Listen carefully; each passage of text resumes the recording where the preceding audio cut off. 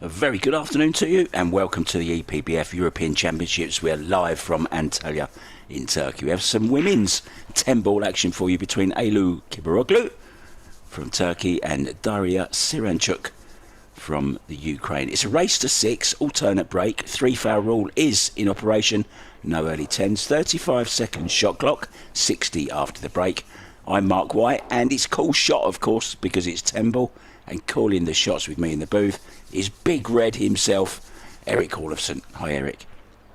Hey, pleasure to be with you guys and pleasure to be back in the box with you, Mark. Looking forward to a good one here. Well, it's been a long while, Eric. You did Vegas, of course. We both did Vegas, but you were actually on site, you lucky little devil, you. I was stuck in Thailand getting up at all sorts of hours. Anyway, it's the boots on the other foot this time, I think, Eric. What time is it where you are, mate, in Toronto? 6 a.m. Up early for this one. Ooh. So here we go then. Elu Kibaroglu has won the leg and will break in the first rack. Let's go.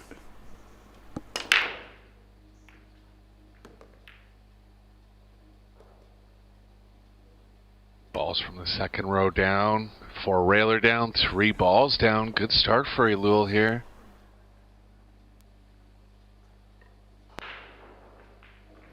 It's a little thin on the 1, but she can stay offensive off the first shot.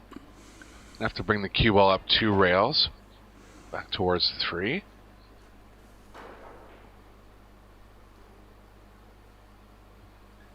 Elul, of course, getting to the final of the German PBS tournament against Kelly Fisher, where it went to a shootout.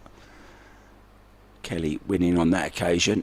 Elul now is full-time in the United States. She sold her pool room in Turkey and now lives in the States, so she's come back home for this event.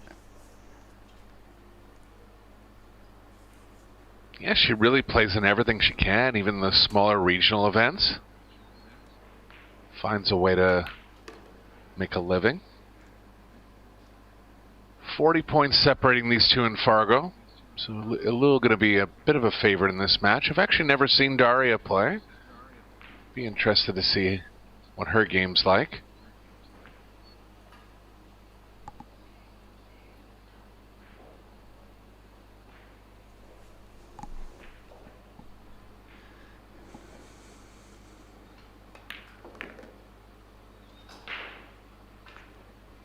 Looking like a possible break and run start here, Mark. Yeah. Yeah, good positive start, isn't it, Eric? She played that well, really well. That's 5 ball to get to the 6. Good stuff here from the young lady.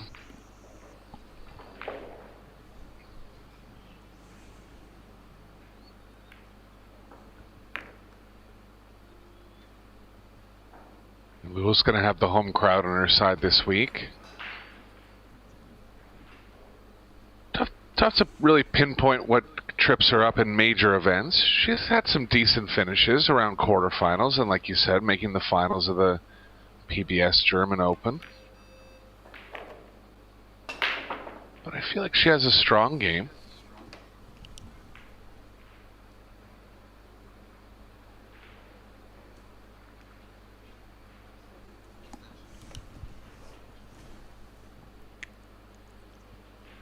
Just needs to take care of this a little bit. Twice across the table, zigzag the cue ball into the bottom left-hand corner, crossing the positional line to hit the second rail, I believe. Yeah, and then she's coming to the line, Eric. Good shot, huh? What a start from the Turk. Very nice.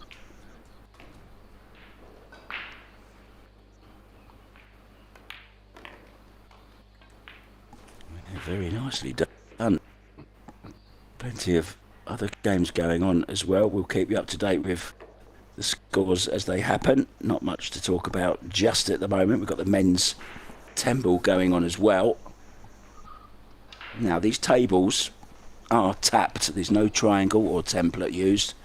There's little divots used with a special little template, which are then banged into the... It sounds and and looks awful when you see it being done, but it does the job, Eric, doesn't it? Yeah, I mean, I was coming off doing Vegas where we were hand racking, and even particularly in the World Teams Final, we had one break and run out of 25 games, and I came over and did a match here, and we had 3 break and runs in a race to 6. You know, it just completely changes the overall outlook of the game. But, you know, I think it rewards players for hitting the break well. For example, here, Daria's going to be going for the 2 and the 5 straight back on the side. 5 got near, 2's there. Good break. Yeah, just to let viewers know as well, there is a break box, but they have to break outside it, not within it, but outside it. So they're banned from breaking actually straight on, which makes making those 2 wing balls that Eric was talking about, the 2 balls behind the 1, they go into the side pockets. She made 1 of them this time. Yeah, just not quite as likely for those balls to go in. So kind of a compromise halfway in between. Looks like she has the 1 past the 7. Gonna have to come underneath the 3.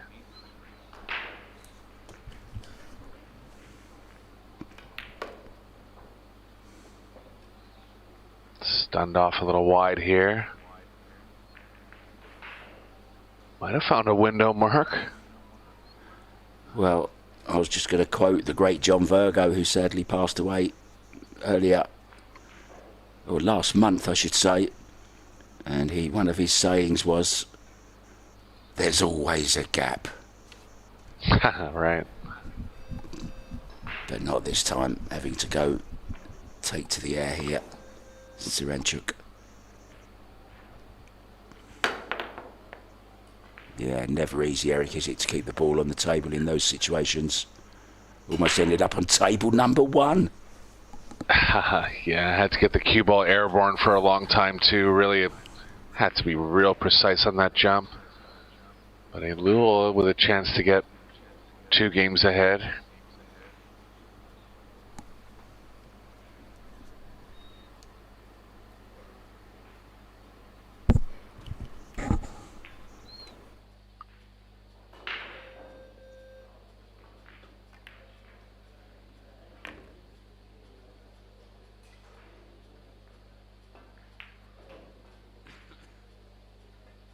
Going to be tough to get angle going towards the 6, but she doesn't really need it. The 6 is comfortably over the top left corner. Something near straight on the 5 will be okay here.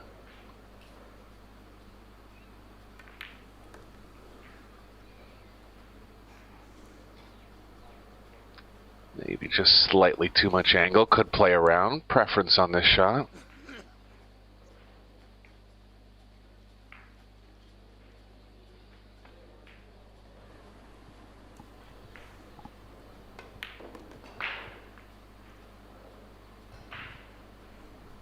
Now when you see her in open table play like this, Mark, you can see her stroke is there's not much more to ask for on her stroke. Times the ball very nice. Good long backstroke. Good straight delivery.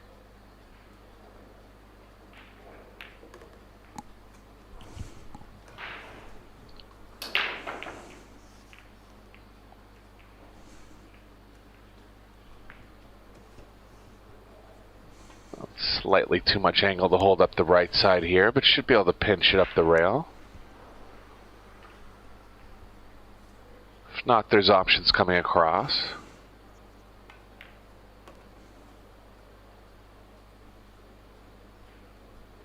Yeah. Very clinical player, Eylül.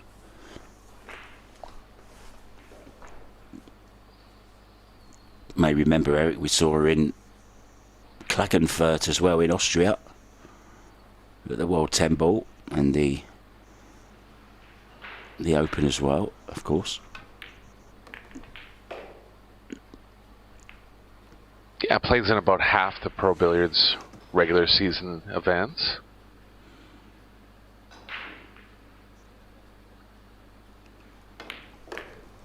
And if she's in the States now, I didn't know she'd actually moved there, but I did notice she was competing in a lot of events over there. She'll be around for the 3 events on U.S. soil this year. Yeah, pretty sure we'll see her in those, Eric. Next one is it St. Louis, the next one? It is, yeah. First week of April. There's not much time off, Eric, these days. There's a full calendar. Now, I just want to mention something that's going on here in Thailand at the moment. We have the Pattaya Open, 160 players, really, really strong field. And AJ Manas is up against our ex-9-ball Thailand champion. His name is Preacher. He was 8-3 down to AJ Manas, and he's pulled it back to 8-8. Can you believe it? A shock is possibly on the cards here in Thailand. Back to this one then. Back to Turkey, 2-0 to the Turk against Daria Siranchuk.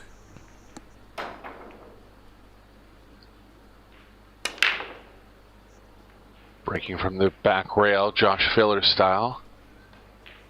I've seen a few players employ this break on the Pro Billiard Series. Jesus Atencio messes with it sometimes. Naoki Oi. Got a ball down and another look at the 1 here.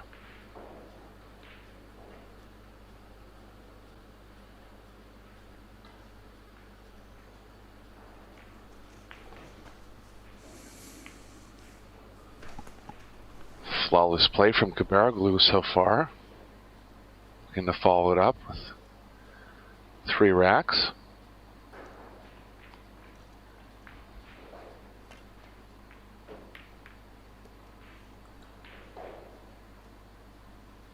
Nicely played, and she's off again.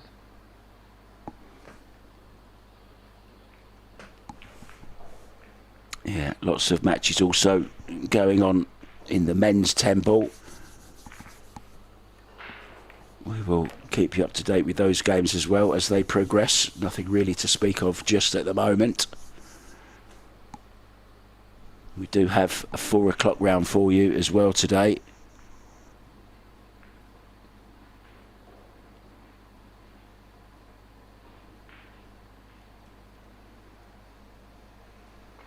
Looking to get down to the last 64 in the men's.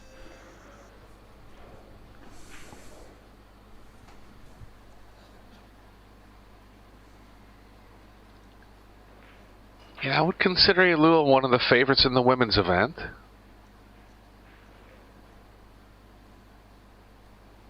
Yeah, definitely.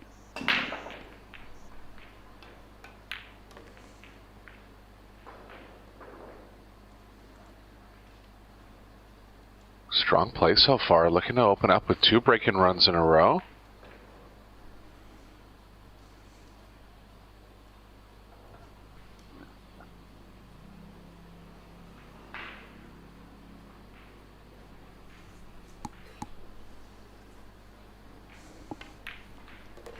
Linnea Hjelmerström had a match similar to this in the winner's qualification match. Look for her to be near the end as well. Yes, she's already won the straight pool, Linnea. Very good player from Sweden. Her idol is Jasmine Ocean, not a bad idol to have. And that's who she says she wants to emulate, Eric, in her pool career.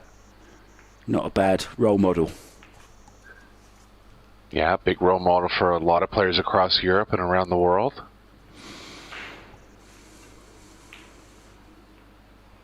A little staying in, nice line here. Nothing in her way now.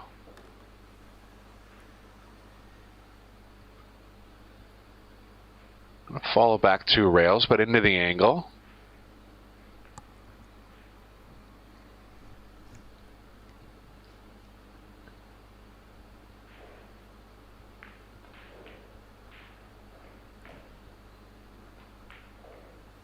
Nothing like playing on home soil, Mark.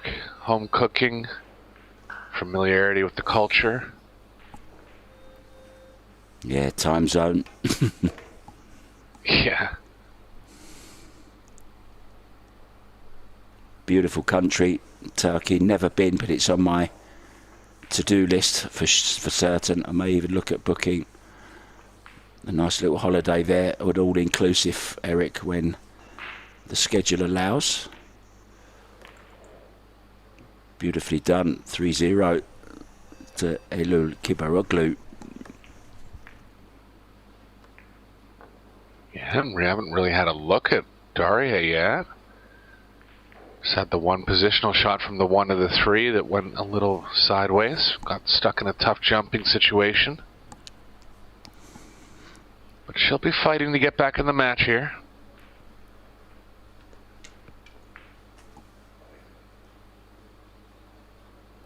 There's something about the colours yellow and blue together, just looks so nice. One of my favourite colour combinations. Don't know why I said that, Eric, but just thought I'd put it out there. Sweden, also a yellow and blue. Yeah. Nothing down. Another chance for Elul here. Actually, reminds me of a question for you to think about, Eric. There's only one flag in the world without either red, white or blue in it. Do you know which country it is? I'll leave that with you. Or you can answer straight away if you know already. Oh, I don't know offhand. Have a little think about it. Something for you to think about. And you guys at home watching. Only one country in the world doesn't have either red, white or blue in its flag. Which country is it? Jamaica? It is Jamaica. Well done, Eric Olafson. There. No Google. I just thought of it somehow. Go to the top of the class, my friend.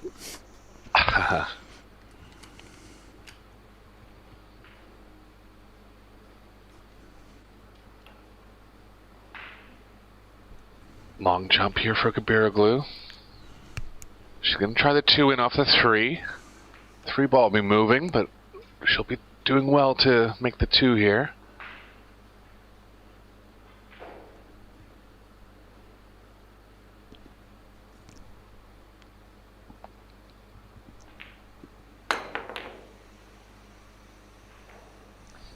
Gonna create some distance. Jump. Yeah. Looks like the 6 ball's blocking the 2. It is. Easy hit for Saranchuk. I'm very surprised she's jumping at this. I guess the 2 passes the 9, and the 3's available, so worth an offensive swipe here. Tough one though when you got the landing zone is smaller than the distance to the jump. What a shot, Mark. It's gonna have to come with another one now.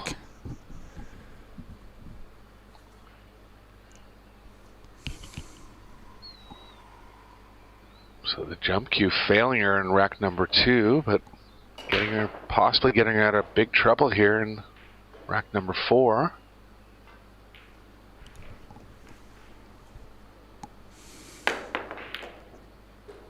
Oh, 2 in a row. Nicely done.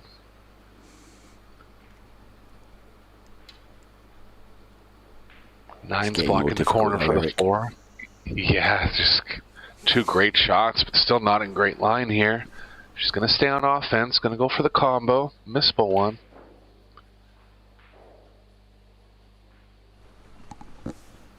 Yeah, not quite in line. Quite some distance between the balls, and the 9 is a little bit of distance from the pocket. But what a great shot that is.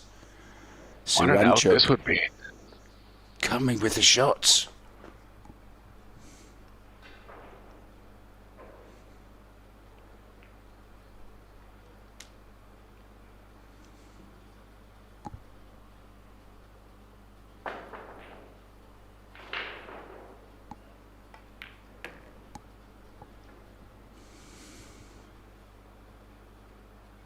Oh, this is tremendous stuff from the Ukrainian. Yeah, these are always deceiving when the object ball's so close to the rail. Tough to get straight back draw action off of it if the angle's not very straight overall. Might have to find something multiple rails here, but the 6 is nicely over the side. Good shot.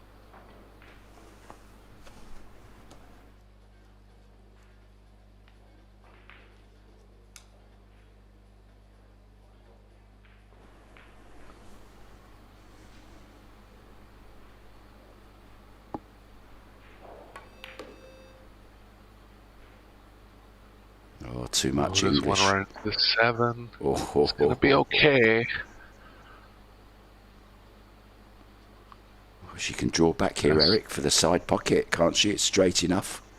She can just cheat it a little bit. Yeah, it'd be easier to avoid the double hit on the draw. I think she might have to stun it.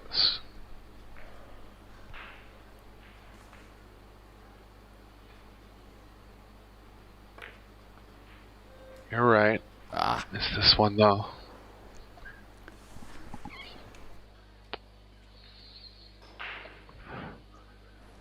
Long pocketing now for Elul, but a chance to take a commanding lead here. She's been breaking well, so going ahead with a 4-0 lead will be a big confidence boost.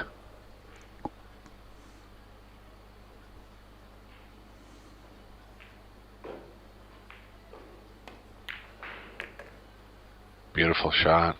She's on the mark. Yeah, I don't think the score line really tells the full story though. Siranchuk has had chances in all but one of the racks.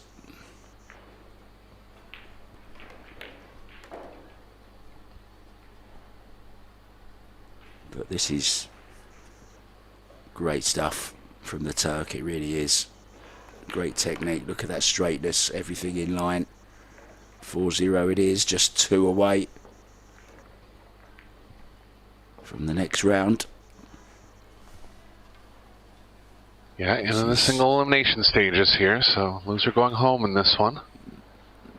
For this discipline, we're playing all disciplines throughout the course of the week and a team event.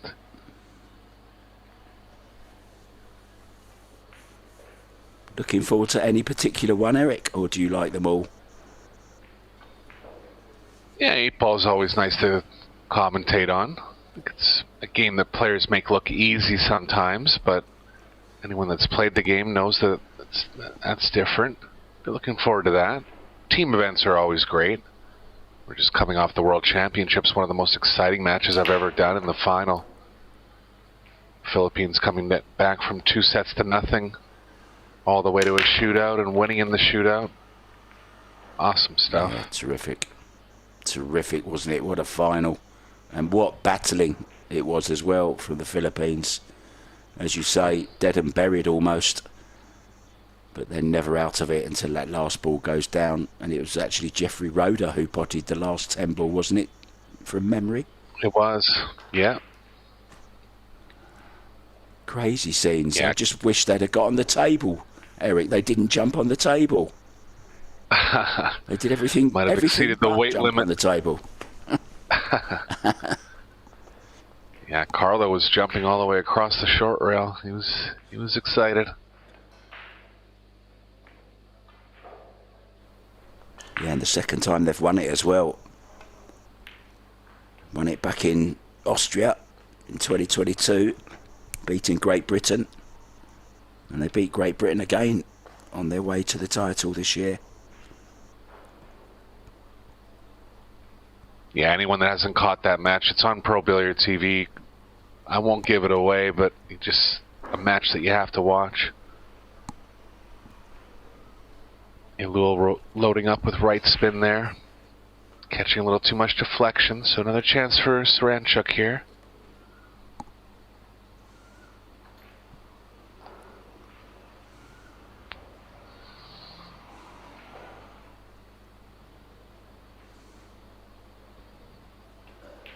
Four doesn't look like it passes the 8. Doesn't really have many pockets at all.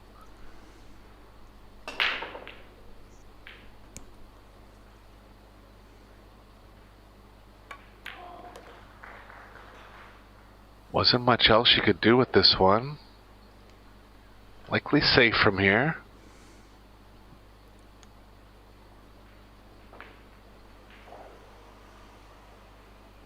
Nicely played. She's got it trapped in there. Oh. This isn't just jail, this is solitary confinement. She has got a 1 rail escape off the short rail, but she's got to be mighty accurate here. The referee coming in for a closer look. She's going 2 rails at it.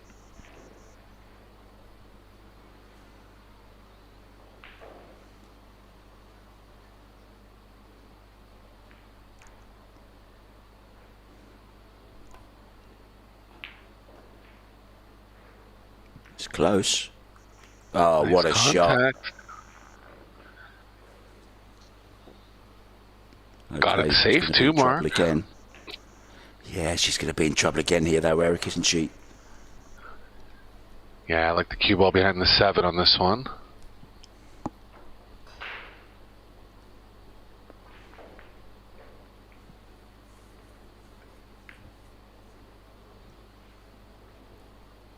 Not going to get it. A bit careless, that. A little bit sloppy, maybe.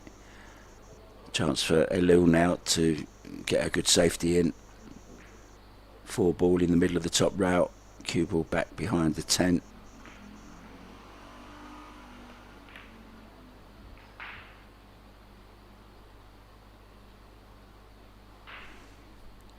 Well, Saranchuk's not afraid to use the jump cue. We've seen that in the first 4 games here. I don't mind the 2-rail kick on this one. Can create distance either way.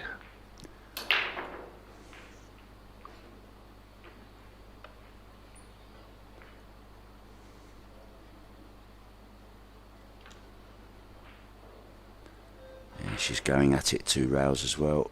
She likes what you suggested, Eric.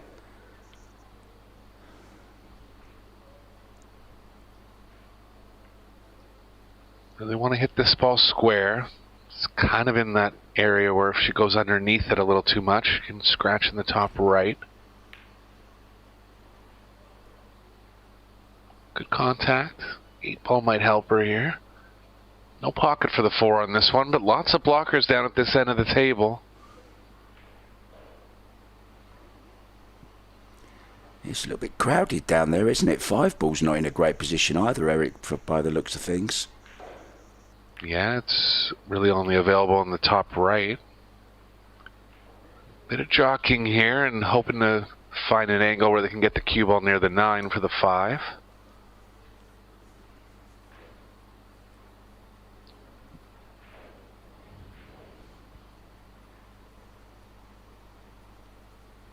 Good little tactical battle, this.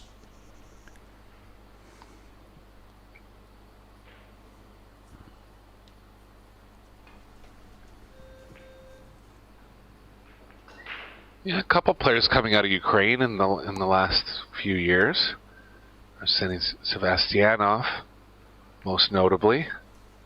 He's here in Turkey this week.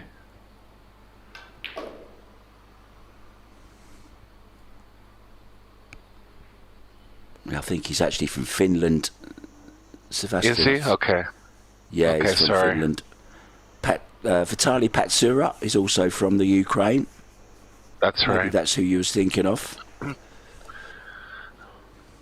was thinking of Arsenij, but I don't know why I thought that. Ukrainian name.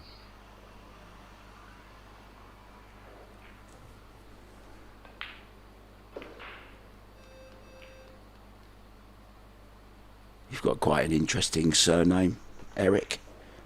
Red. No, I'm joking, of course. Holofsson. Is it Norwegian background or Swiss, Swedish? Icelandic. There is a Viking in the tournament. I think Leoner Stephenson is in the tournament. So Iceland is represented at the European Championships this year. Well, I didn't think that was going to go in, Eric. Yeah, speed let it in there. Yeah, I believe this iteration of the arc tables is a little bit looser than the ones we were playing on in Vegas. I believe we're on around 4 1/4 inch pockets here. Even that 1/8 of an inch makes a difference. Off the mark on this one.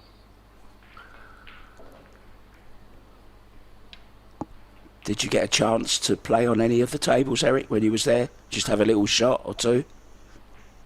I didn't actually hit balls, but I'll tell you that was one of the first times that I stood right up next to them, and you could really see how tight the side pockets were, and noticeably the corner pockets too.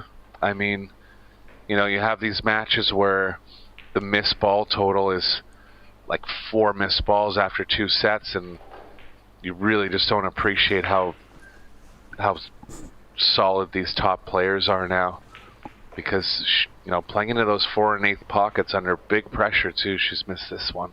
Got safe, though. There's an example. And she's got away with it as well. I don't know if Ailu wants to go 2 rails at this one. But yeah, the second iteration of those arc tables are very tight.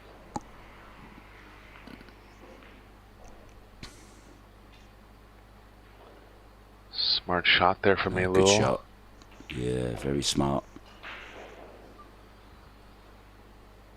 Got to try and get some cover here behind the 10 or the 9, or she's going the other way. What's she doing here? Another little tap. I think it's still the cue ball there, but I like your idea. Just draw behind it. Yeah. Yeah.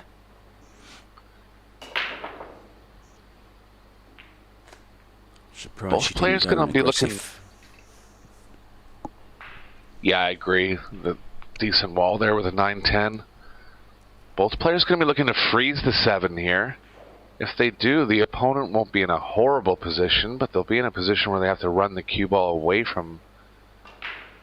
That's a little off there. Might even be on a cut angle where she can avoid the double kiss.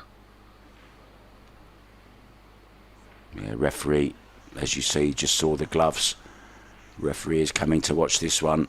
This is very awkward. Very easy to double hit, to push the ball.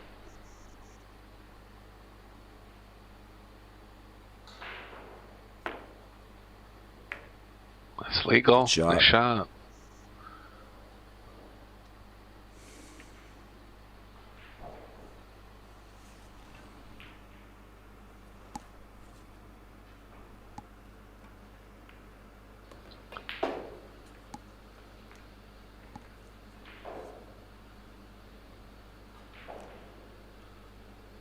Little thin on this one.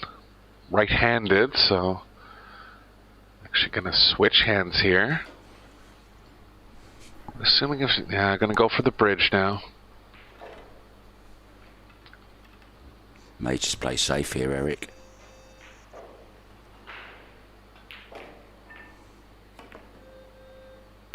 Oh, she's gone all in. Oh, yeah. Cue ball's going to be close. Cue ball's going to be very close. Oh, she's okay. A little bit of a cutback though.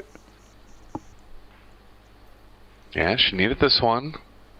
Good opener on the 7, thin cut on the 9, and looking to get her first game on the board here.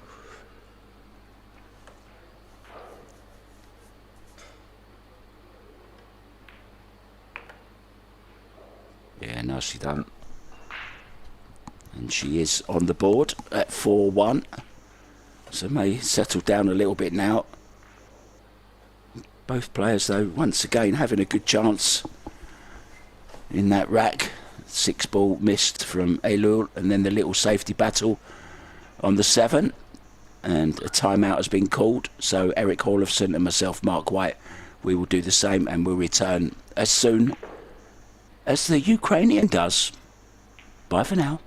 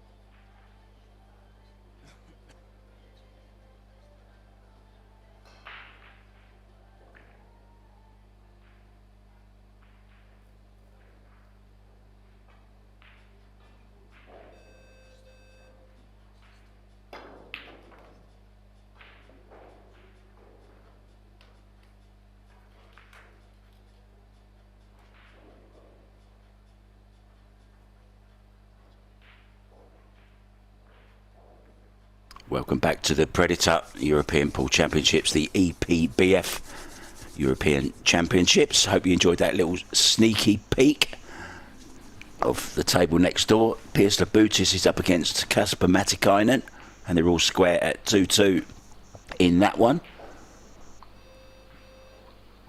Tobias Bonker's 3-1 down to Christian Fischer from Sweden. And Jonas Salto Comino will be in action later on. He'll be up against another Swede and another Eric, but it's Eric Gerdloff. Back to this one. Ukrainian is on the board and she's on the table breaking 4-1 down. Yeah, lost the cue ball a little bit here, off square a fair bit. Not going to leave a shot very little. Bit of a tough push with the one being so close to the pocket.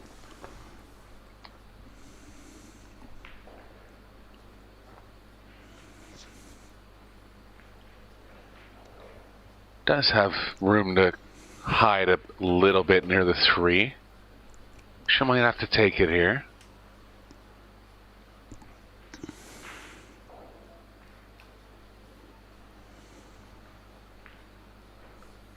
Well, thin one for Daria, and she's taken a couple offensive chances in this match. Needs to get herself back in it. So I think she will take this on. Yeah, it's a tempter, isn't it, Eric?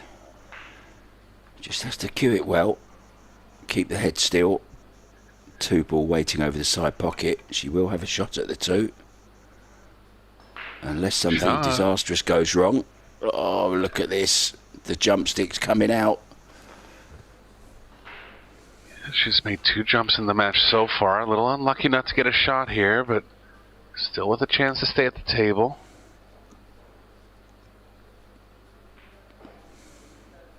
It's quite a comfortable jump to make this one. Nice distance. Can get a hand between the cue ball and the 7, no problem. Nicely played. Needs a roll. Needs a bump. Oh, she's okay. Yeah, unfortunate that she's over top of it. She's going to look at the 4 passes of the 6. If it doesn't, any other position is going to be tough to develop. Seems okay that it does pass.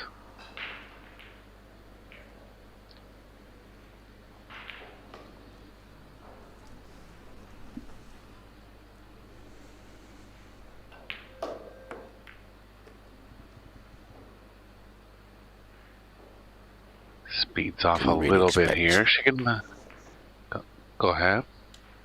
I was just going to say she couldn't really expect to control the cue ball there, Eric. It was very, very awkward, wasn't it, queuing over that ball? But she's got to look at this. She can slide it in off the long rail, Eric. This is a chance.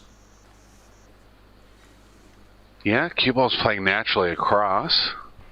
Might have to play a bit of left spin, which is going to complicate things a lot.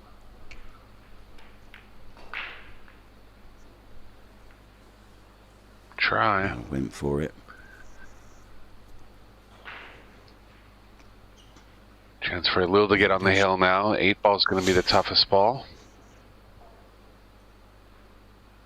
Yeah, we've seen she's got cue power, Eric, so the draw shot to the 5 shouldn't present a problem. Doesn't have to come too far back. Would like a nice angle on the 6. On the 5 rather, to get to the 6. Oh, she drew it back quite a way. Yeah, she hits the ball real sweet. And, you know, being based in the U.S., and especially for those U.S. tournaments, it's going to be an advantage for her not having to travel all the time.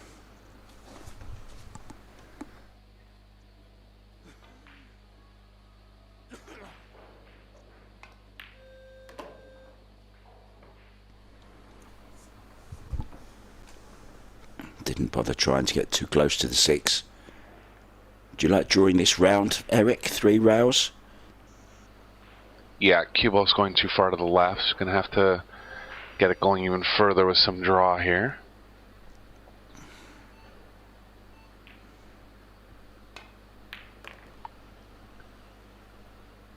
watch out, 10 ball. She's okay, I think. Just going to roll past it.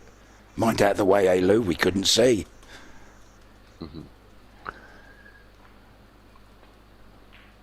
Gonna have to get straight here. Too tough to develop the cue ball below the 8.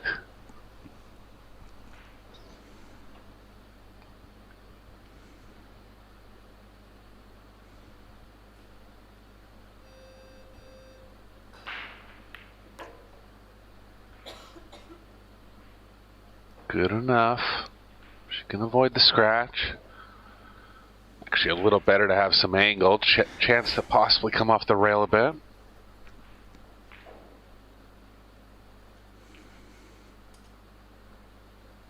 There's a little bit of rail showing, so that tells you the scratch is not on. Good little tip there for you guys. Make sure you don't put any bottom on it though. Now she's going to have to jack up. Or can she cue through the side pocket or not? I think she's just off angle, Eric.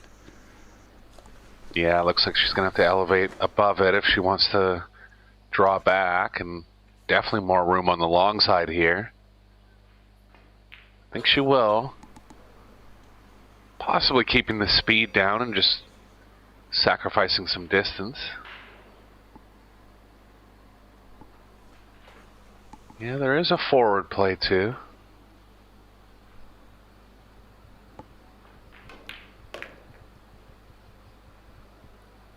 Nicely played, not afraid to spin the ball.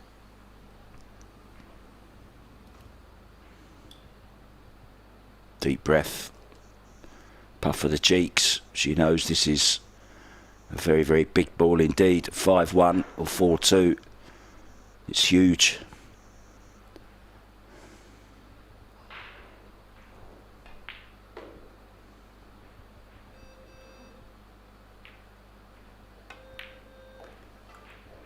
Got it. Right in the heart of the pocket. 5-1 it is, so a little Kibaroglu is on the hill.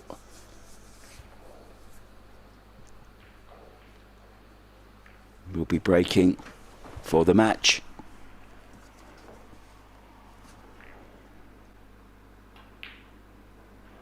£4 PM local time, guys. Your next match will be. Not sure who it will be, but you can keep your eyes on EPBF.com or go to the Pro Billiard Series Facebook page as well. Lots of good stuff to look out for on there. Lots of highlights. There might even be a few lowlights.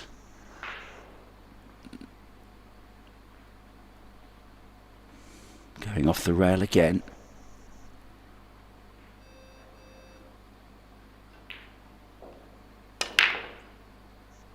Oh, squarish break. Well, how's that 4 not gone in, Eric? Yeah, 4-railer was close to. Hit them okay. Caught them with a little top. Balls won't react quite as naturally out of the rack with that much top. But she can feel good about her break going forward in the tournament. Has 2 break-in runs in the set so far. Pressure on Daria now. Trying to avoid elimination here.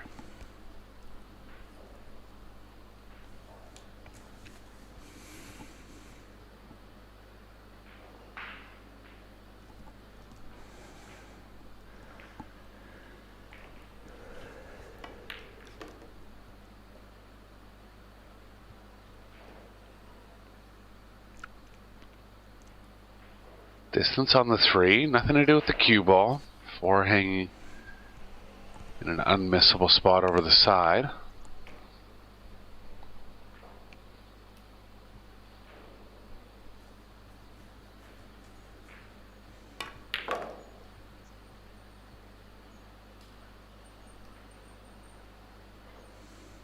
Saranchuk looks to have some potential. Stroke's pretty solid. Young player by the looks of it. Just little mistakes like this, getting a little straight. These things will come with experience. She can still get out of this, but just making it a little tougher on herself in certain spots. It just makes the 5 ball that little bit harder, doesn't it, to get to the 6 now. Always looking for a natural angle. And now she's got distance to go as well. Just would love to have got her hand on the table here.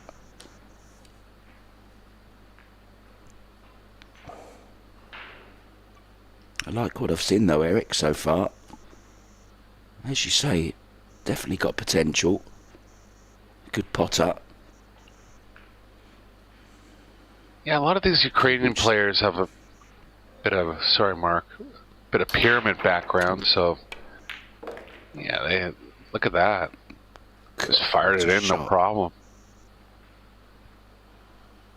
So they're all built off pretty solid fundamentals.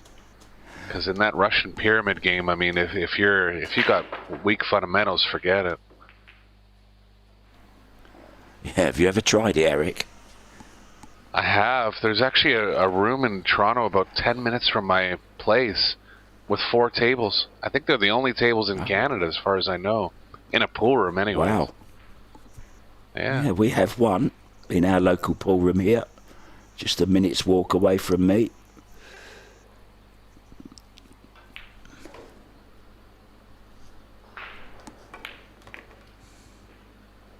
Yeah, they even have tournaments. I'm just too busy to ever drop by. I'd like to see how good they are.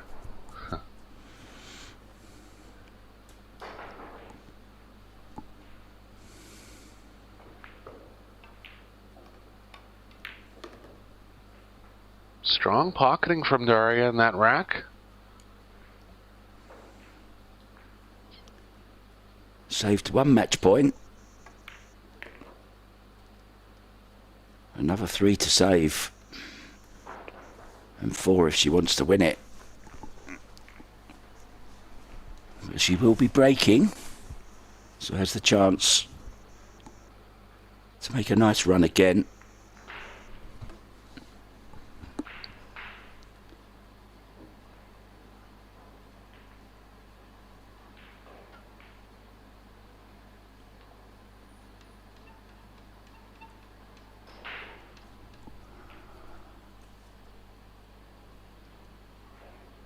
Been a little off square in a couple breaks. Gonna look to square it up a little better here.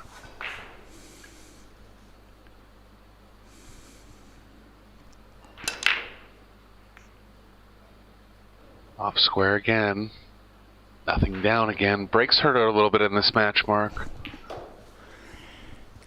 Yeah, it has, hasn't it? And look at what she's left.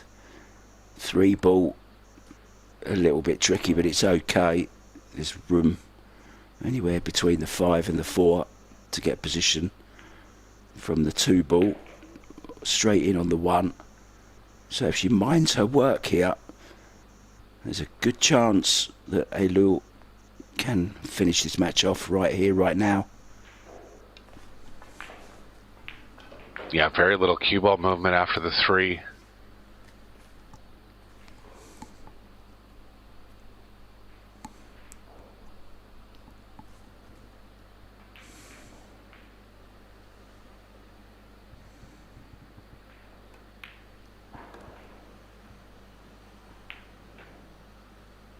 Wonder if she'll run the cue ball right at the 4 here.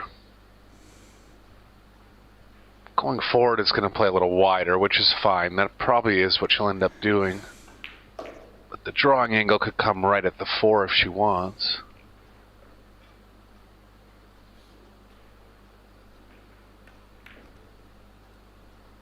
This is okay. Speed's just got to be good. Oh dear. It's she's gone just too far. there, I think, Mark. You think she's close. just there? I think Well, so. it's close. Well, she's looking at the 5, so I'm guessing, Eric, yes, she is on it.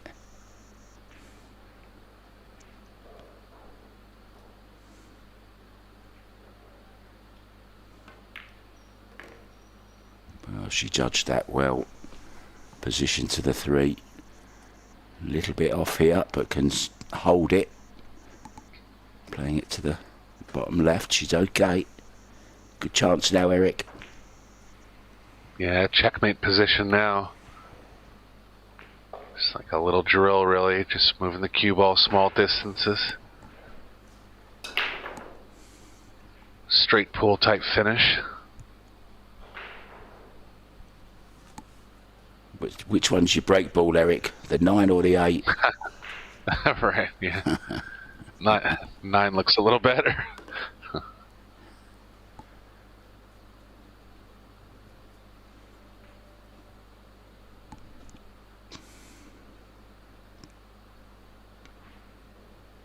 He wants to leave this cue ball just so she can just play a little draw shot from the 7 to the 8 to the bottom right. That's perfect.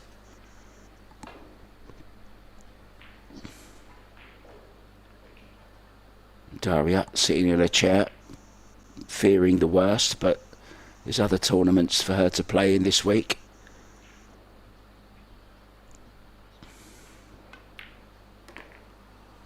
Yeah, maybe just improving the finesse part just a little bit, but definitely has pocketing talent. Good stroke behind her. So look for her to be an up-and-comer on the European scene and possibly the international scene.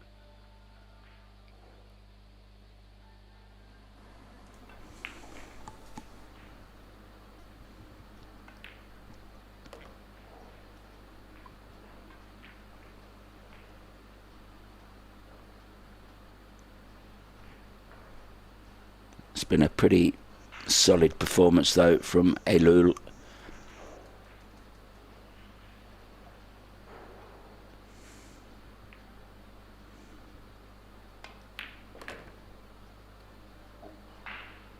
I didn't want it on the rail, but shouldn't be a problem. So this 10 ball then to advance to the last 16. Oh, it wiggled, it wobbled, but it went in. The hug, the embrace. Eylül Kibaroglu is through. Thank you very much to Eric Hallofsson, and thanks for your company, guys, on Billiard TV. We'll be back with more action at 4 p.m. For now, from Mark White and Eric Hallofsson, it's bye for now.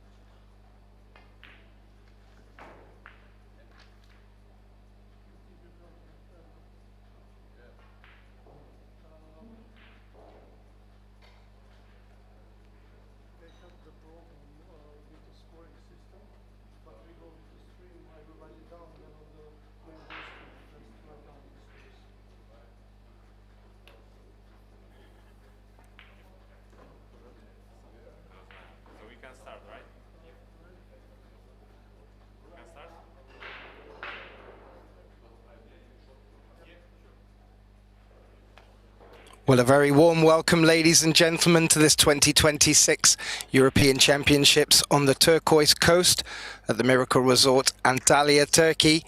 You join us for this men's 10-ball last 32 matchup between the young up-and-coming German Denis Laskowski, and he takes on the very much in form from Poland, Daniel Maciol. It's alternate break, no early 10s, race to 8. And it's my pleasure to be joined in the commentating box with my dear friend and colleague, Tim de Ruiter. Well, Tim, this could have a bit of everything, sir. Yes, definitely. Two very capable players. Looking very much forward to this match. I think it can indeed be a very good one. You have to say, though, with Daniel Maciol being on a rampage the last couple of years, does have a slight edge over Laskowski. But I'm just curious to see what the German can do.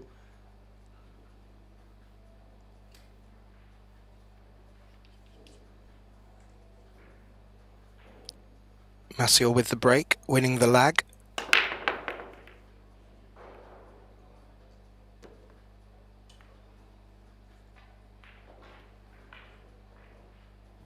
Made a ball.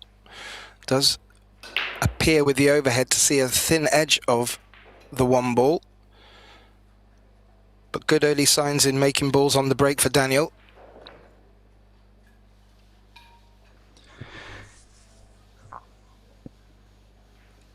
Yeah, don't forget Daniel Maciol, part of Team Poland in the WPA Predator World Team Championship final last week.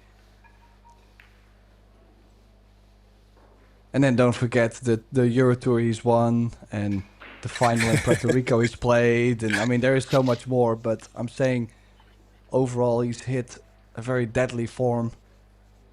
And Laskowski, Laskowski is interesting. He's won the European Championship 8-ball. That was, I believe, 2021, 2022 in Finland. And he's a really strong 8-ball player, but for a couple of years his rotation game kind of lacked compared to how well he played 8-ball. And now recently I've seen some good results from him playing rotation. So, I mean, I'm really rooting for Laskowski to show me wrong. Yeah. Well, he's giving this back to Daniel. And the only spanner I will throw in Maciol's works is that he's come straight over from Las Vegas. He was in the team event. And they got to the final there, which meant he must have taken the first available flight over to here and has managed to get himself in match shape. There can't be any easy feat. I'm not sure if that will catch up with him at some point, but wow.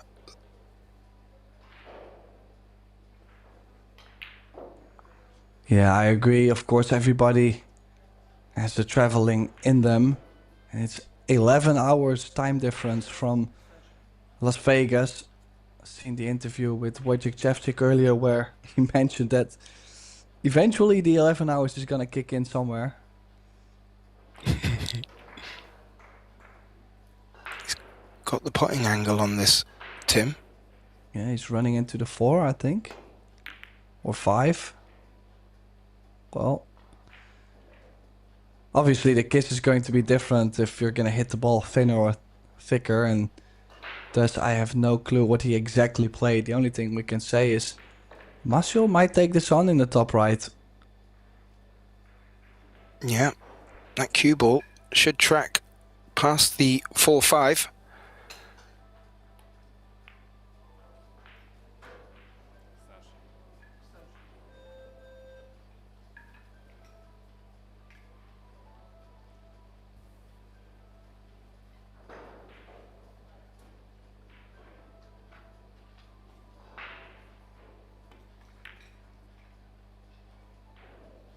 Oh, how'd you like that, Tim? That wasn't an easy shot, hampered slightly with the short rail. He's found another rail. Well, that tells me that this young man at the table, or both actually young men, but the Pole is in that bunch. And obviously, I mean, this is not the first match for today that they've played. So maybe the last match a bit of a warm-up. Daniel Maciol beat Miha And okay, I'm gonna excuse me for my pronunciation. Let's see. Vicic Snajdar. We beat 8-3. And then Dennis Laskowski beat Christian Mrva 8-6. So Laskowski a bit more of a battle. Maybe Martial has a lot more in the tank, because that's another thing with these kind of schedules. Some players play really well when it's just one match a day, and some players play really well if they just can keep playing. You know, like some of them, they're really good 4, 5, 6, 7 sets in a row.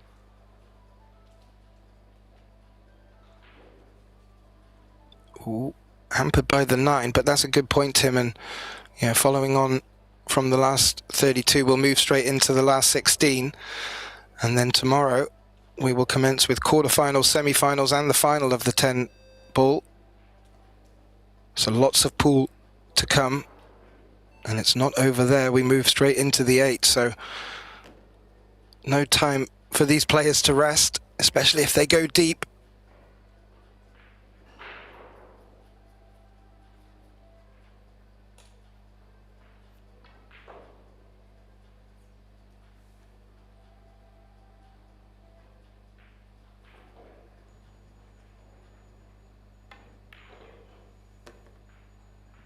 Yeah, he's played that well, dragging the cue ball, and he's come out looking as tight as we expected.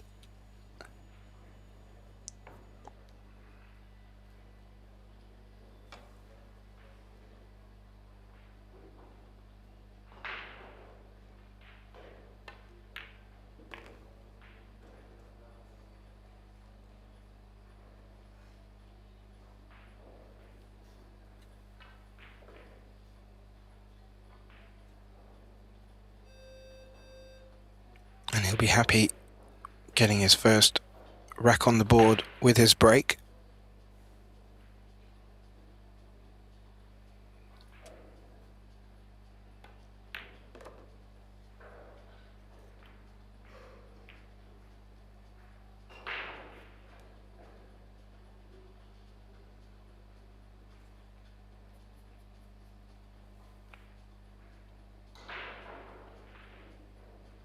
In fairness, Tim, it was a difficult pot that Dennis took on, and in not making it, left a very tricky one ball on for Maciel. He took it on, and that allowed him to run away with this opening rack. And it will be Dennis Laskowski to break in this race to 8. Be interesting to see if through the course of today and yesterday he's got his 10 ball break working.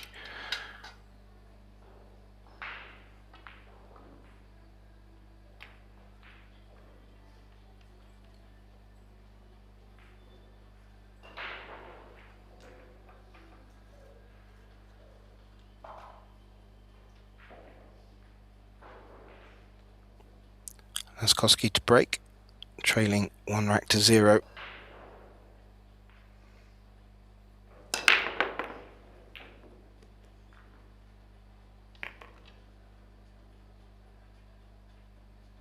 That would suggest he has got his break working, but he may not have a look at this too, Tim.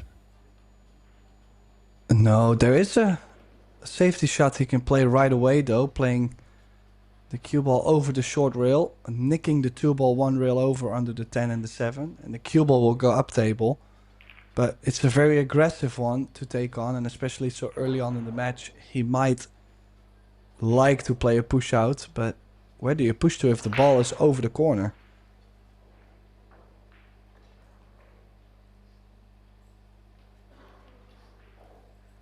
Looks like he's called the push, and that is where he's aiming the cue ball.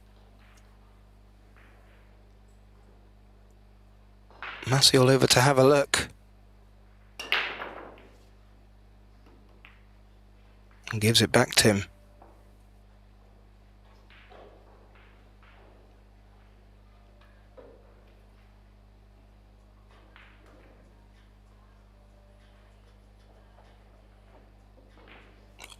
Well, that would suggest he's looking at the kick and stick.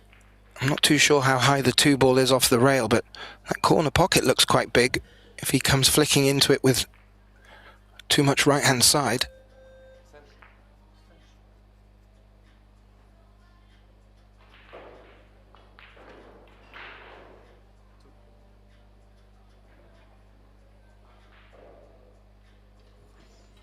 Well, it's interesting to see it's going over this way.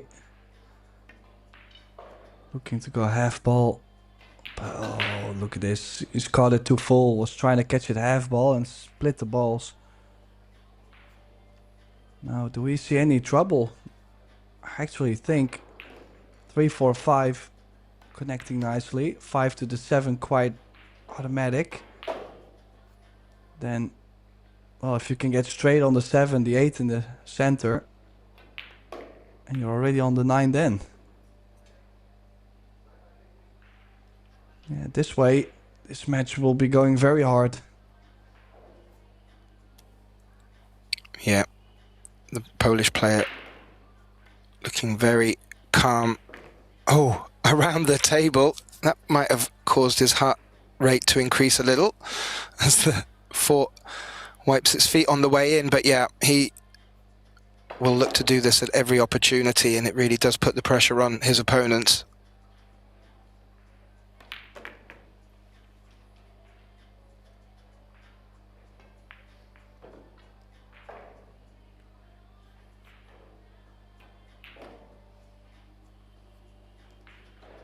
See in the background one of his fellow teammates, Konrad Jizhishin. He's taking on Ronald Regley on our other stream table, table 1. Still waiting for an announcement on table 3.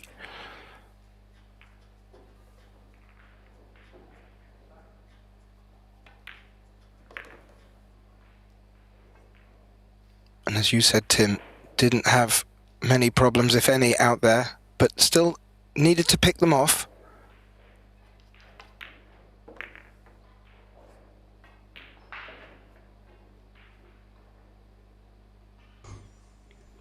Yeah, smoothly into a 2-0 lead. I have to say, he barely had to do any work. If you look at this first 2 racks, everything was laying quite nice. Well, it doesn't help how Dennis left the 2-ball over the corner either, of course, but I'm saying it's a flying start for Maciel. And yeah, a bit dangerous, Gath. He's definitely one of those players that if he feels that there's no pressure, no heat on him, he's very capable of running away with the match in a very fashionable way. I agree. If we had our stat man Michael Salmon with us right now, I'm sure he'd be telling us that Daniel Maciel hasn't missed one shot. It's only his break that has been the difference. So he's definitely sent a big shot across the bow to the young German. Let's see what he can do with his break. His second break in this race to 8, leading 2 racks to 0.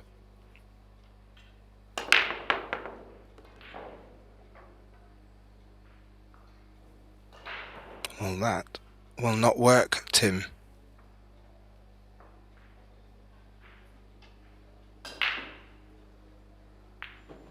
Well, he's returning the favor to Dennis, so it's a kind gesture.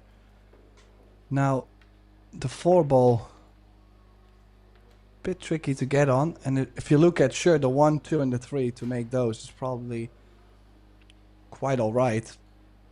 As I mentioned, to travel from that 3-ball to the 4 can be quite tricky. Now, where do you play to leave yourself an ideal angle? I kind of like the center of the table, but if the table slides too much, it won't be easy to get to the right side of the 4.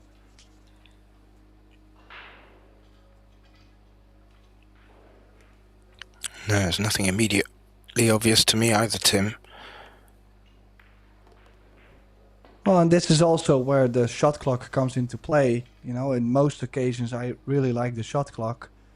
But these kind of positions, like, he might not have a plan yet. Like, he might be playing because he knows the shot clock will be coming, and He's going to be hooking himself behind the 7. I don't think that's going to make it. No. Yeah, it was tough though. I mean, he already left himself quite straight. And then to force the angle 3 rails out is always tough. Now went from a 1 rail kick to the 2 rails. Looking to catch the right side of the 4.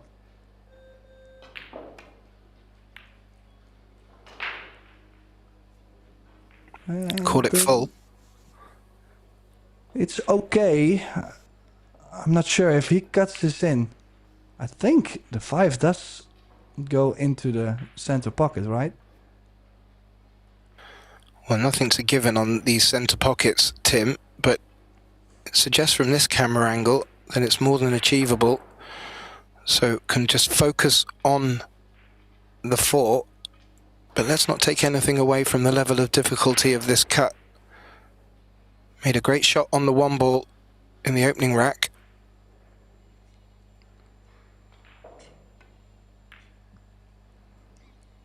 Yeah, he's missed it. I was wondering, he could have banked the 4 ball straight over and leave the cue ball on the left side of the 9, for example. I kind of liked that.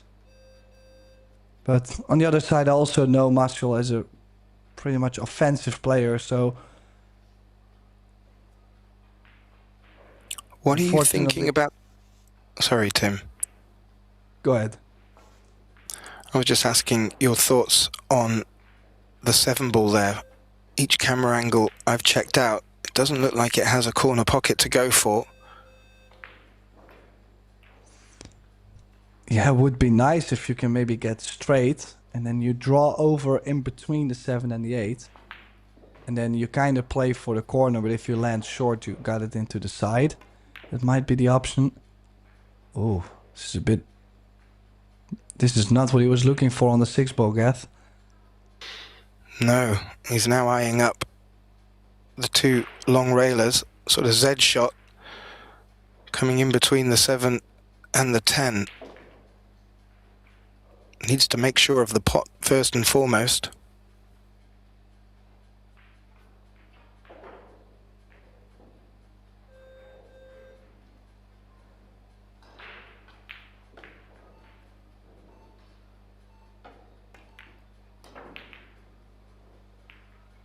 Oh, we caught that a bit thin.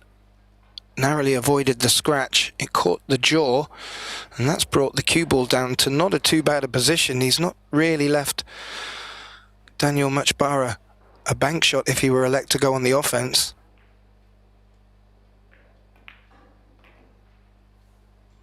Yeah, I just don't see any value in the bank. I'd rather bank the 6 ball under the 10. He's even went for more forceful. These are always risky, you know, because if you do not get the hook, you actually leave something on. But if you get it, it's quite pressureful, you know, like the heat will be on you as the 6 ball is quite off the rail, quite in the open. And that's where Laskowski makes the fall and he opens up the 7 ball into the bottom left corner now. I'm actually a little bit shocked. I felt the jump shot was on there with value, but he straight away kept his plane stick in his hand and elected for the 2 rail and missed it by a feather.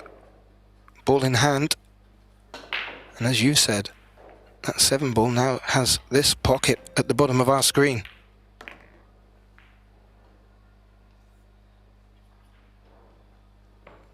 Yeah, I mean, the jump on the 6 was tough. Still, it was long distance, quite a cut. Maybe he felt like he was just gonna sell out too much if only he made somewhat of a contact. So he tried to do something a little bit more perfect, like kicking and then catch the edge, for example. Oh, he's played the 8 also in the bottom left.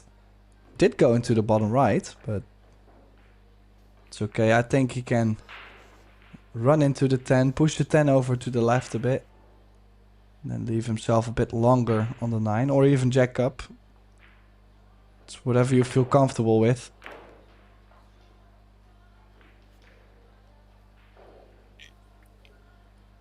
Yeah, leaves a nice angle to just float the cue ball up for the 10 into the bottom right corner. And well, Dennis did have a bit more of a look in this rack, but so far, Daniel looking to continue to ring that alarm bell and takes a 3-0 lead. And it will be the young German's break next.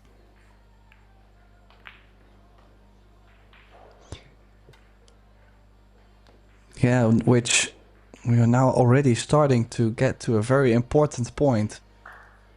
With 3-0 on the scoreboard, another unsuccessful break or an early miss is gonna put him 4-0 down. And 4-0, I always find a very tricky position. 4-0, 6-2, 7-3. It's like you need your opponent to mess up twice on their break in order for you to be able to make a comeback. So that's always the point I try to avoid, that 4-game mark. Well, he's got the break now down. Now, what do we see? Any issues? Well, the 7 doesn't go by the 9. He should be able to come around the back of the 5 here off the short rail. But you're right, that 7 doesn't have a natural pocket. And everything else is sitting quite pretty out there. Well, Tim, you've got to make your opening shot. Just misjudged the centre pocket there, and the 6 has come to the rescue.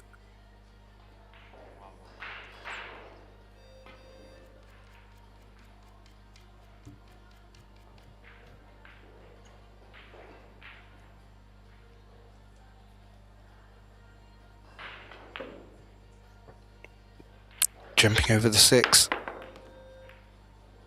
And gets the cue ball down in time to keep it on the table.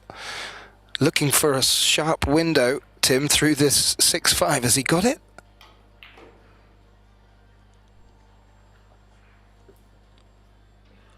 Yeah, well, even if he doesn't have it, he could play Lil Massé. If he makes the ball, even if he taps it in, the 5 does go into the center. So, well, I know he likes the jump cue a lot, but the jump cue also gives the cue ball a lot more pace. And it doesn't. The 5 doesn't go in the top left corner, for example. So, if he jumps this in, then he might have to stun the cue ball off like a diamond off the rail. Let's see. He's going airborne.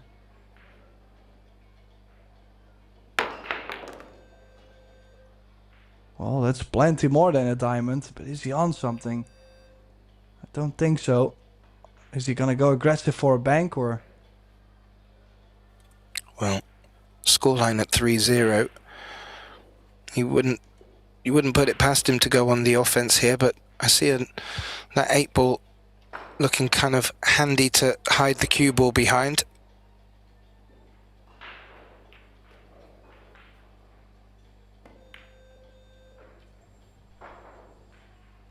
Does it have the pace? Don't think it did, Tim.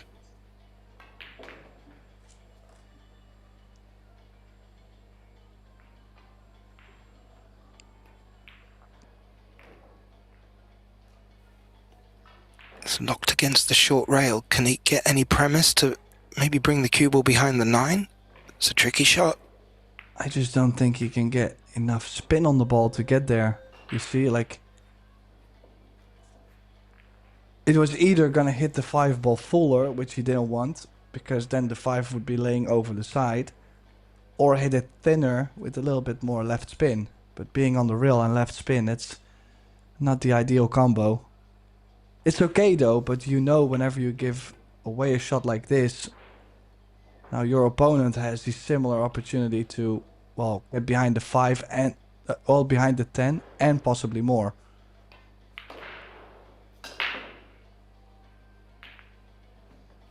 Yeah, Dennis needs to win this safety battle, as you said, to prevent that 4 rack difference. More importantly, to get a point on the board. Wasn't far off holding behind the 8 either. It may have just leaked into a position where it makes queuing hampered for Daniel, but yeah, I felt he really needs to make the most of these safety encounters.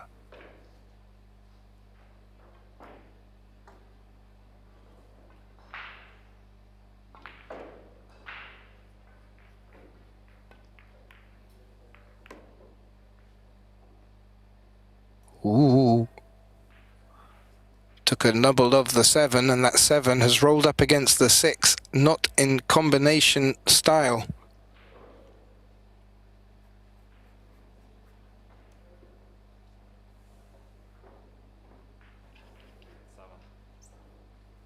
Oh, or is Maciel going to prove me wrong here, Tim?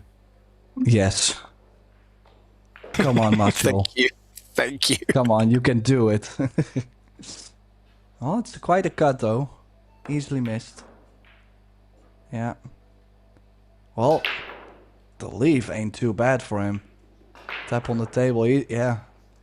This is always so awkward. Doesn't matter from what position where the cue ball lands, but when that 6 ball gets close to that scratch into the side, that's where you're so limited.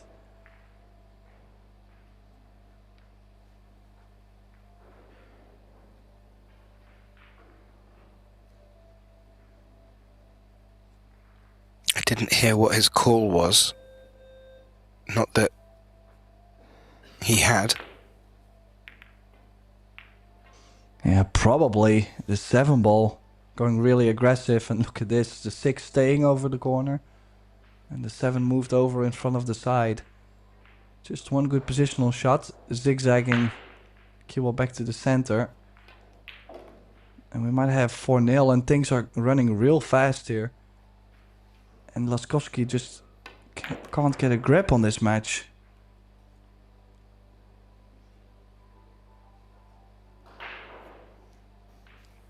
He did get good shape on this 7, Tim.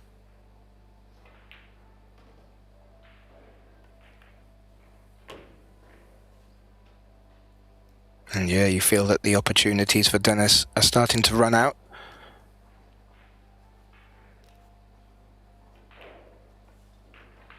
The alternate break could help him in building some momentum. He does have, or has had, a very strong break so far in this match, Tim. Certainly something for him to hold on to.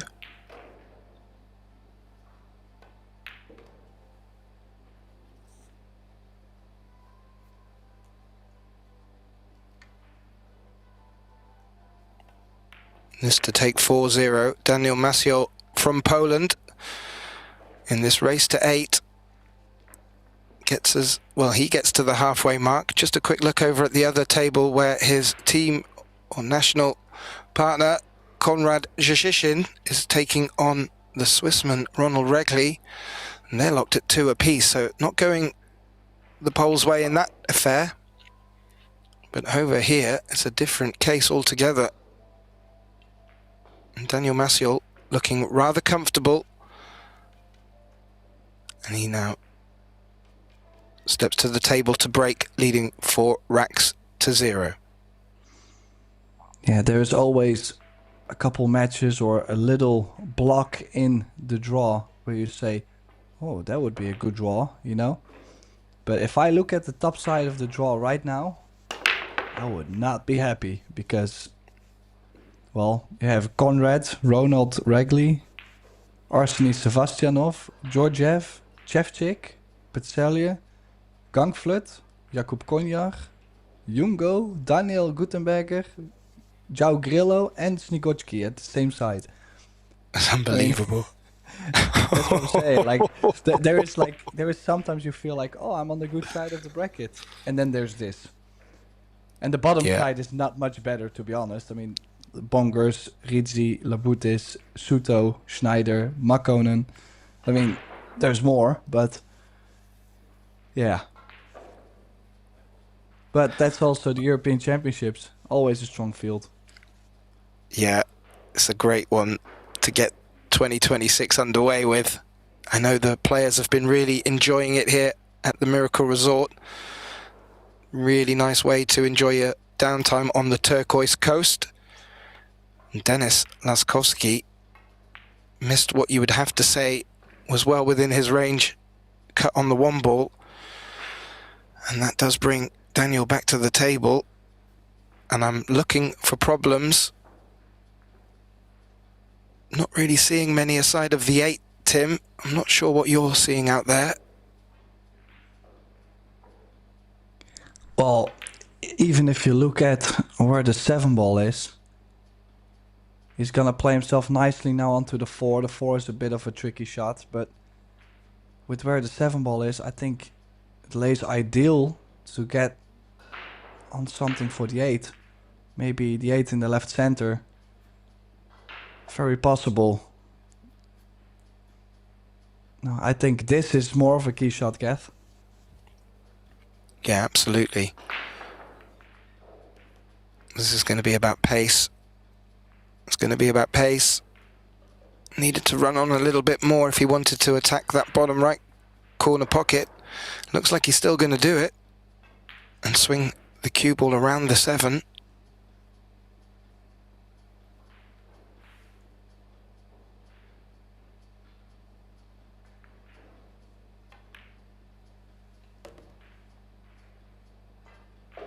Oh, and through the gap, Tim.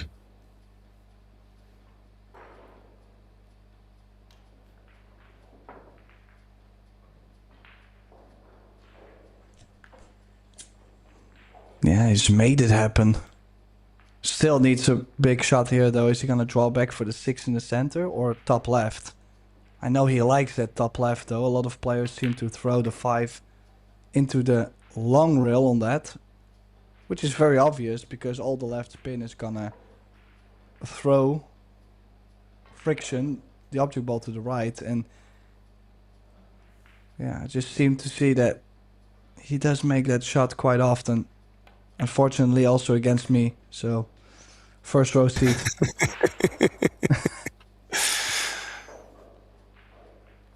Well, he's going to come around, as you alluded to earlier, around the back of the 9. Just needs to be a bit careful. Could go wrong. Avoids the 9. But has finished a little bit flat on it.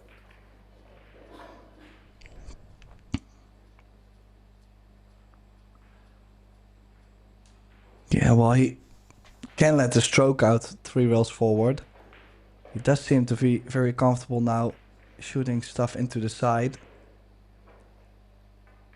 Don't want to jinx him, obviously, but... you know, a nice 2-row shape. Beautiful. Yeah, as I said, you know, when he's 4-0 up, 5-0 up, that's where he's just not going to feel any heat. No pressure. He can keep going like this, you know. That's the danger with Masio. Yeah, in his semi-final in the men's 10-ball in Las Vegas, he came up against a very tough Fedor Gorst, and that was the only player that was able to beat him that day. And then also in the teams finals, they came up against the Philippines in the final, which was another thriller. Sadly, the Philippines won on that account for the Polish team. But he's been playing world-class players for the last few weeks without break. And he seems to have brought great form with him back across the Atlantic here on the Mediterranean coast. So Denis Laskowski trailing 5 racks to 0. Needs to get off the mark now.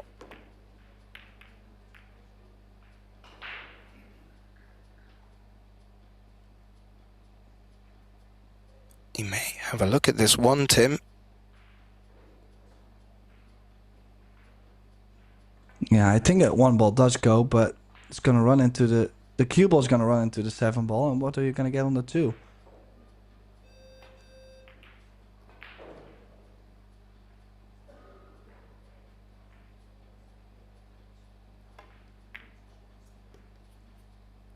Not a lot, Mr.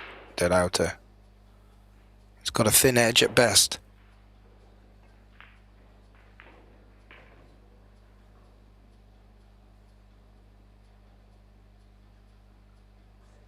Well, back to playing safety. Cue ball just to the right side and needs cover. And even if he has the cover, I'm not surprised if Marshall pulls the jump cue out and brings the cue ball back under the 4-9 and the 10.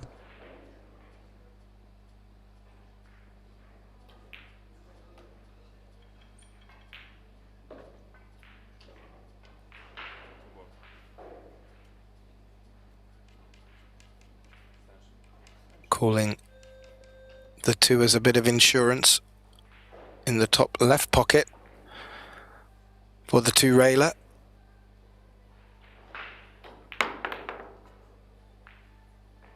That's the first. I think it was tracking off the second as well, but didn't have the pace. But in doing so, that's left Dennis another tricky cut. May not be as tricky as the 1 ball he missed, but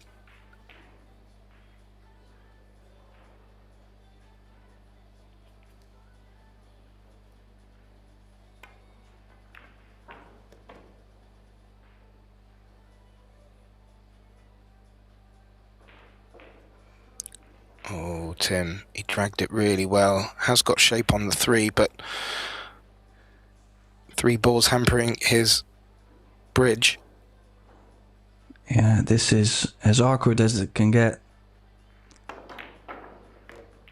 Nice shot though. Now a longer 4. He's a bit straight though. It doesn't have to do too much with the cue ball. Quite sure there's a lot of people watching, hoping for Dennis to get this done, because, I mean, obviously not everyone is rooting for one side. And then there's also a lot of viewers that would want to see a close or a tight match. It just hasn't been till now. No, and Laskowski just really hasn't been able to get any momentum. Compliments to Marshall's play. He's been very formidable, but you feel with 1 rack under his belt, potentially with that big break he's got working, he could give himself a chance. Where's that cue ball? No, it looked like it was tracking towards the 9, but yeah, giving himself every chance if he can get into this match.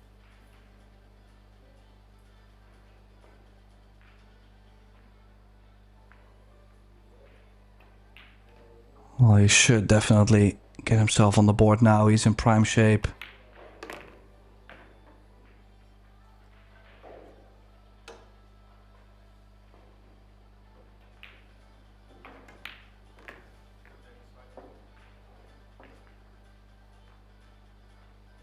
(5-1).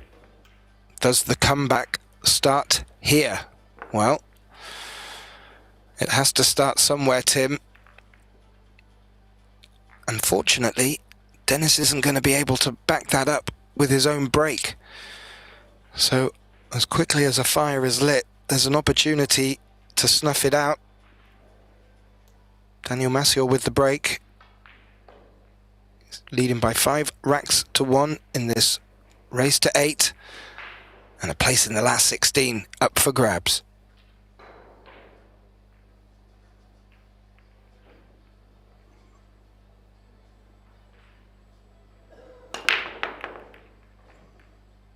Yeah, I gotta say, started the match breaking off really well. Now he is losing the cue ball towards the sides, but then makes another ball into the side pocket. And look at this. You would say this is unmissable.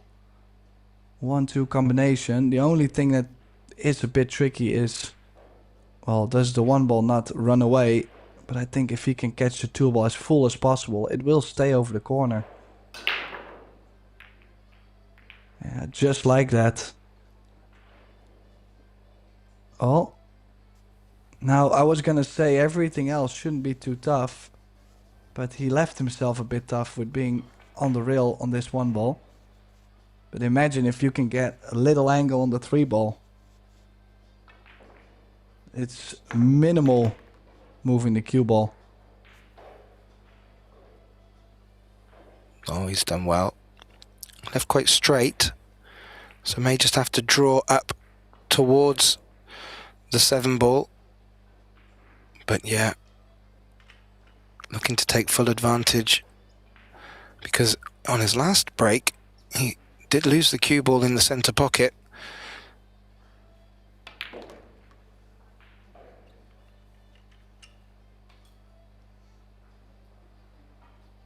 And that will do. Again, even a stop shot on the 4 now would leave a nice natural angle to bring it round the rails, and the 10 ball.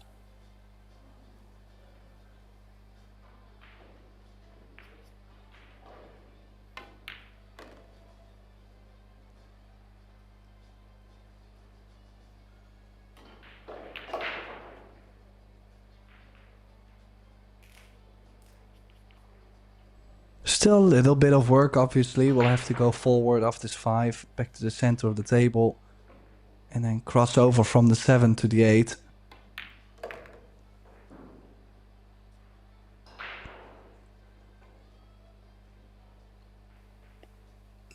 Just low on it. Maybe able to bring it round the 7.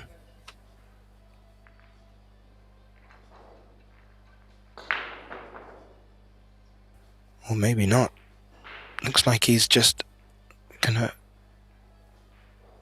stop that cue ball and play the longer 7 up into the top right pocket.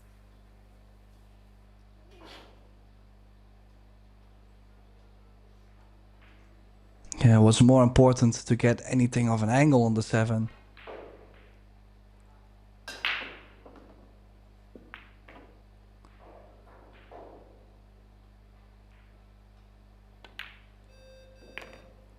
Yeah, beautiful. Didn't even touch the sides of the rail. Perfect on the 8. Can go forward and the cue ball will just slightly go off the rail too. So, not expecting him to get very nasty on this 10 ball.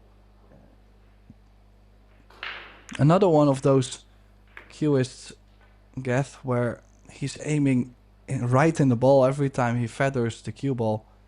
And then the second he strikes the ball, he hits the ball perfectly in the center, and there's literally nothing you would tell him to change.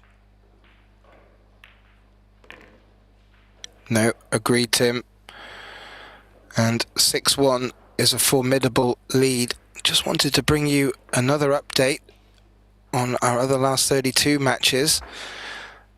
Yao Grillo of Portugal is on the hill.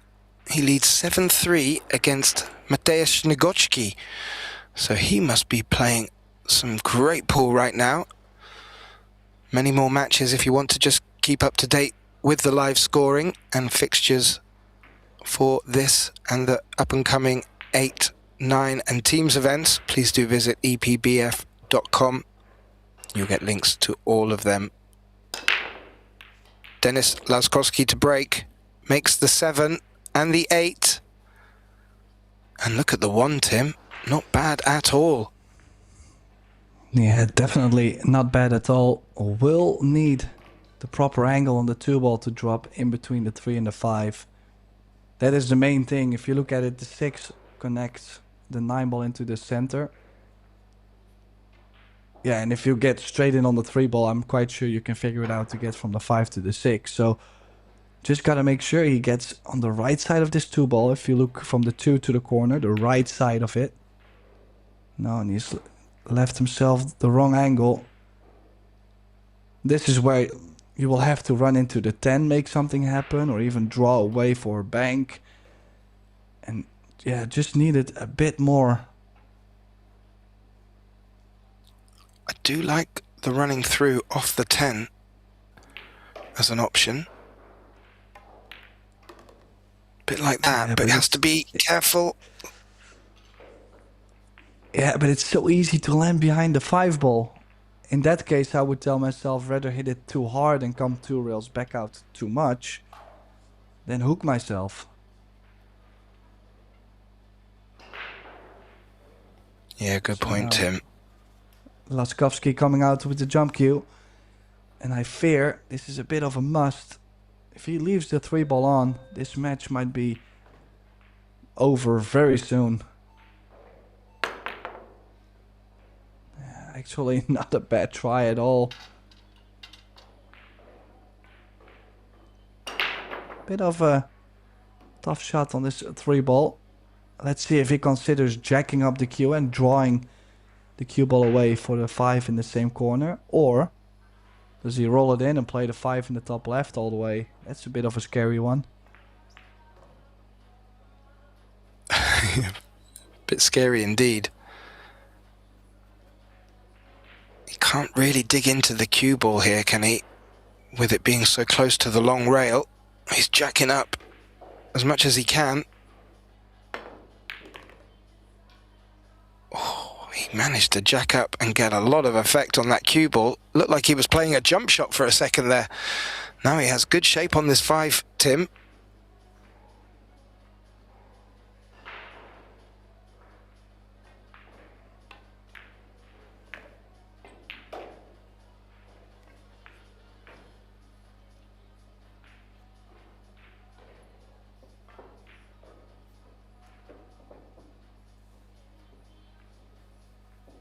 Yep, just checking this across into the long rail. As you mentioned, doesn't mind these centre pockets, and this is as perfect as he could be.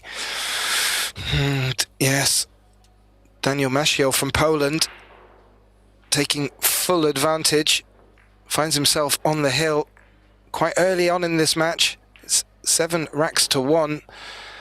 And unfortunately, Denis Laskowski just hasn't got into this match. And you will find that Daniel will be breaking off as well, breaking for the match. So, this could be over, Tim.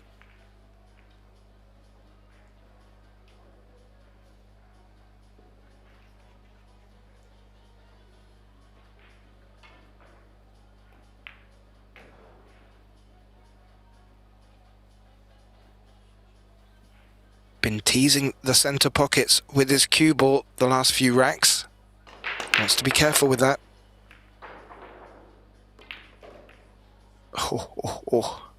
He had avoided the centre pocket, Tim, but took an awful knock. And well, ball in hand for Denis. Looks a little bit ugly on the right-hand side there, but ball in hand will certainly help.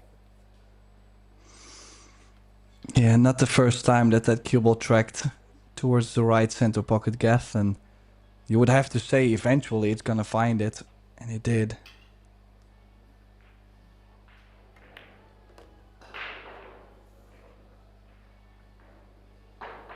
Well, he's got the 2 and the 3 in the open, but the 4 and 5 are not looking very nice at all.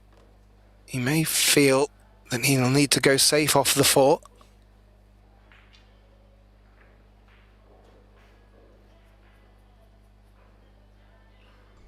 Well, the 4 does go in the top right, but even if you play to the bottom side and you play a good safety behind the 9 ball, it's still okay. You hold that advantage.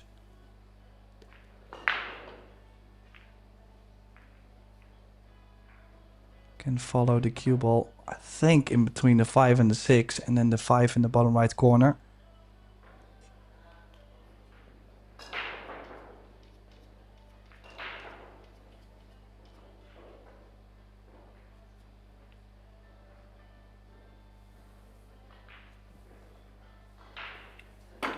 Well, this is a tricky shot.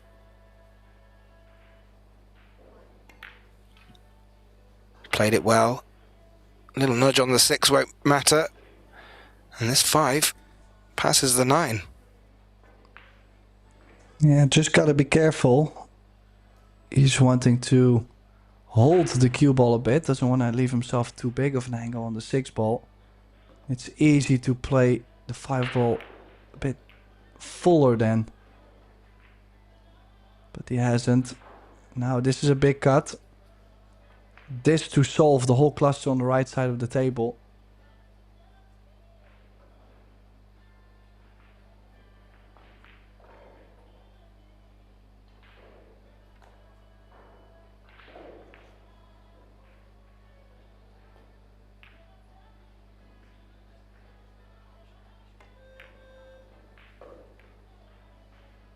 Yeah, done Just- all the hard work to miss that 6 ball. Yeah, played that too thin. And look where the cue ball has ended up in playing it too thin. Maciol needs to make sure of this 6. Should leave himself on the 7.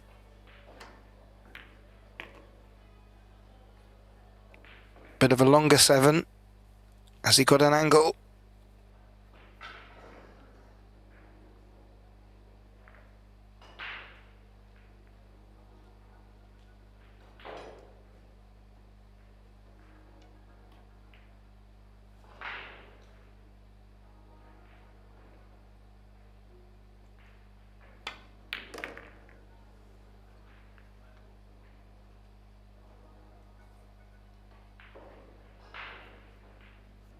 Well, he did. He had a great angle.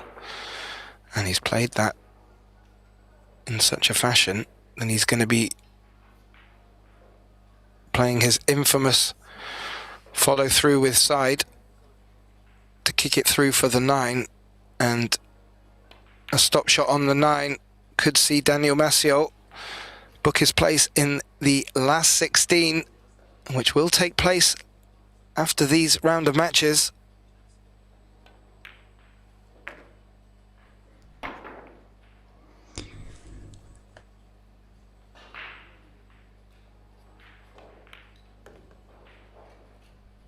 There you have it, Tim. What a performance from the Polish player Daniel Maciol, taking a comfortable 8-1 victory against the young German Denis Laskowski. He will be back, I'm sure, for the 8 and the 9 ball events. Daniel Maciol has another match to play this evening in the last 16. If you want to continue with the action, there is still play underway on table 1 between Konrad Jashishin and Ronald Regley. I will not let you know the score. You can go and find out for yourselves. It's been a wonderful match. Big thank you to my co-commentator Tim de Ruyter.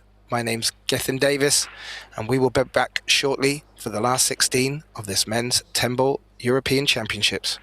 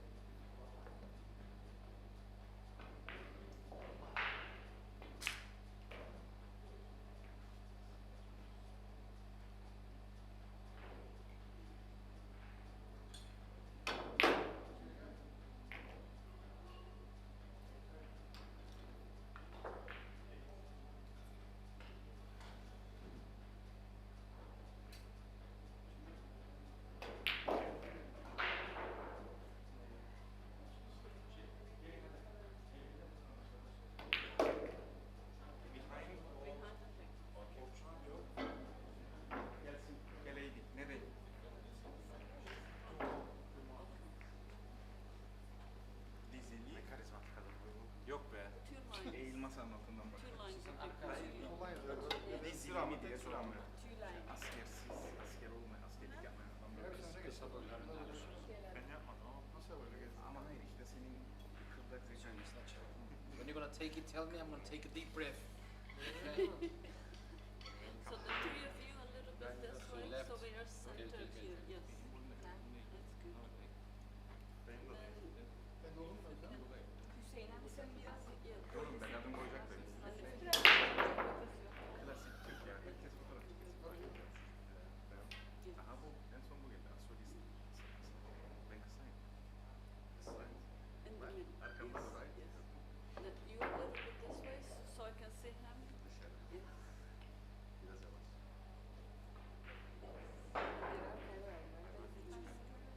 Yapınca köpekler de çıkacak ama neyse. Böyle çekilsin.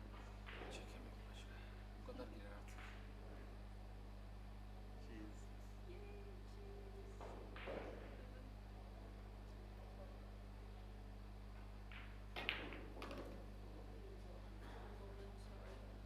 Telefonumda çektiğimizi ver. Oh, everybody smile. And do we want a fun photo? Ha, ne olmuş ya? Eğlenceli dedi. Hadi bir şey.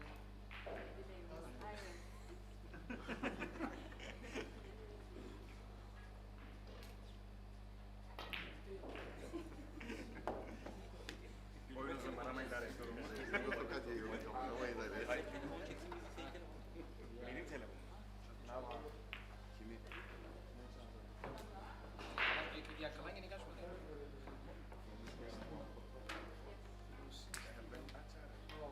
Hadi gel efendim. Ne oldu? Hadi. Hadi kapat kapat. Hadi bak. Hadi ya. Bir daha ben ya. Ne oldu? Gel değişiyoruz. Thank you. Yürü bebek. Thank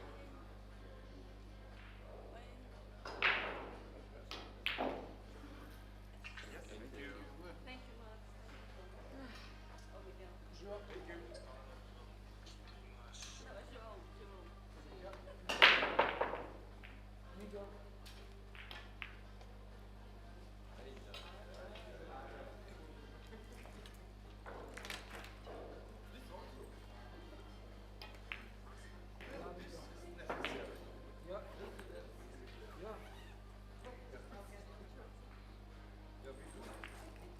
Ja, men babasının doktoru.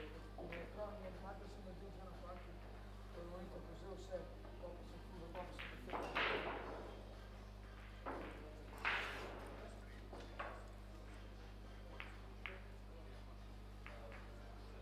Все же такое напрягано. Тоже надо.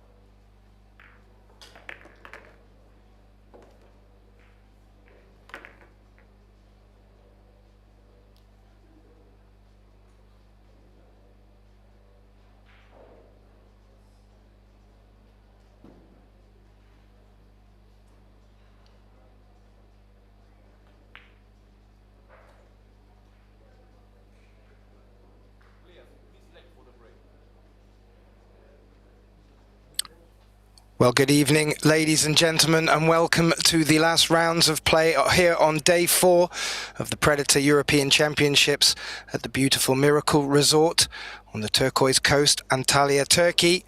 You join us for the last 16 of the men's 10-ball event. A place in the quarterfinals coming up. Portugal's João Grillo is taking on Slovenia's Max Benko. This is a race to 8 alternate break, no early 10s. My name is Gethin Davis. It's a pleasure to be joined in the commentating box for this exciting matchup. My good friend Eric Horlifson. Welcome, Eric. Hey, good to be with you. Interesting matchup here. One of the best junior players in the world against a player with a lot of international experience, João Grillo. Yep, Max Benko making finals of the juniors at the end of last year. Making balls off the break, Eric. Yeah, strong break on the second row down, on the top left. Good shot on the 1. Looks like the 2 passes the 5, so good start here for Max.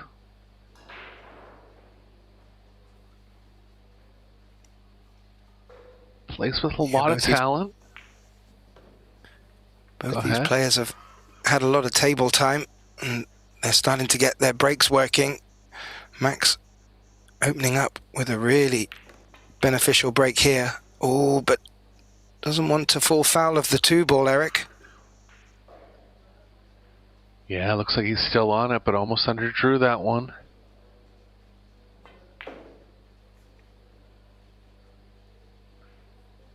João Grillo, not quite as much of a household name as some of the other top players in the world, but he finished 9th at the World Pool Championship, one of the toughest tournaments in the world to win.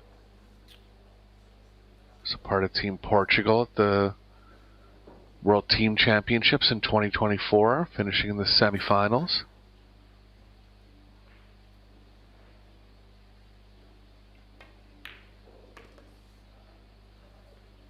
He's navigated it around that 4-ball very well, and would be a great start for young Max to get off with a break and run. He's in good position to do that.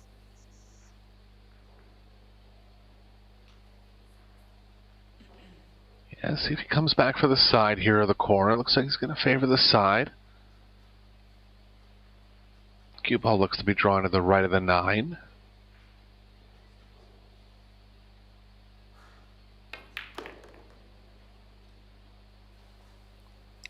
Max in his last round with a very hard-fought 8-6 win over Juan Carlos Exposito. Very tough opponent. Clearly in some form here in Antalya, Eric. Yeah, he has some results in some open tournaments, kind of secondary European tournaments. Hasn't competed internationally much. But you can see a ton of talent in his game. Yeah, and it wouldn't be surprising. It wouldn't be surprising, Eric, in the next few years to see him take that leap onto the international scene. And there's quite a few young players coming through. We have the 9 and 8-ball tournaments coming up for this European Championships, and that has an under-23s category in there. I'm sure we'll see this young man in there. I believe he's only 17, maybe turning 18 soon.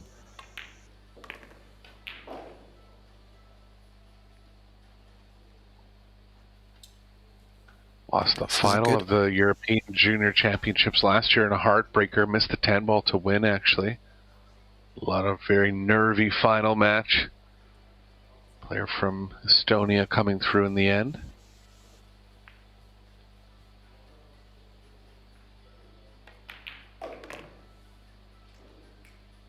Nicely done, Eric. A break and run for Slovenia's Max Benko. Gets him off to his best possible start, and Well, Griot sat in his chair for that. Will get the break in this alternate break format. And in his last round, well, he played out of his skin against a very tough Mateusz Snegocki, beating him 8-3. So he certainly is bringing some confidence into this match. Only had about 60 minutes between that and now. So not much time to collect himself. And if his break is working, we could be in for a real tough match up here.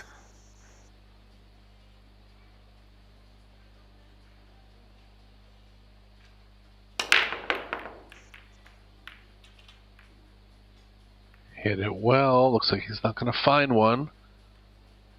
Chance for Benko to create some separation now.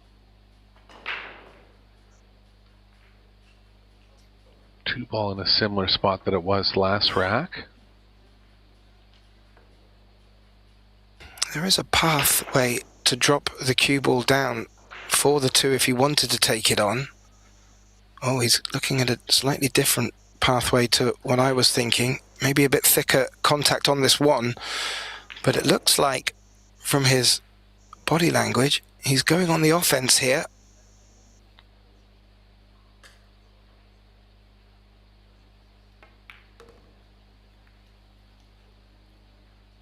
Didn't want to catch the 10. Cue ball almost finds the pocket and he's in trouble here. Yeah, he looked like he was going to get a favourable nudge off the 9 to hold it, but hasn't done so. Has even potentially hooked himself. Even if he could see an edge, this is now a tough shot.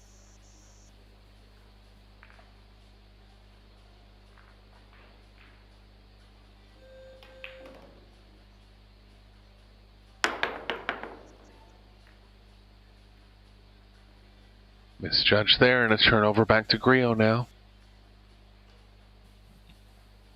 Yeah, ball in hand. Very useful here. And, well, aside of moving the cue ball up and down the table a couple of times, he does have a good look at this closing pattern here. I believe he's going to try to come underneath this one. Doesn't want to end up straight. Shot. Scott Angle coming back now.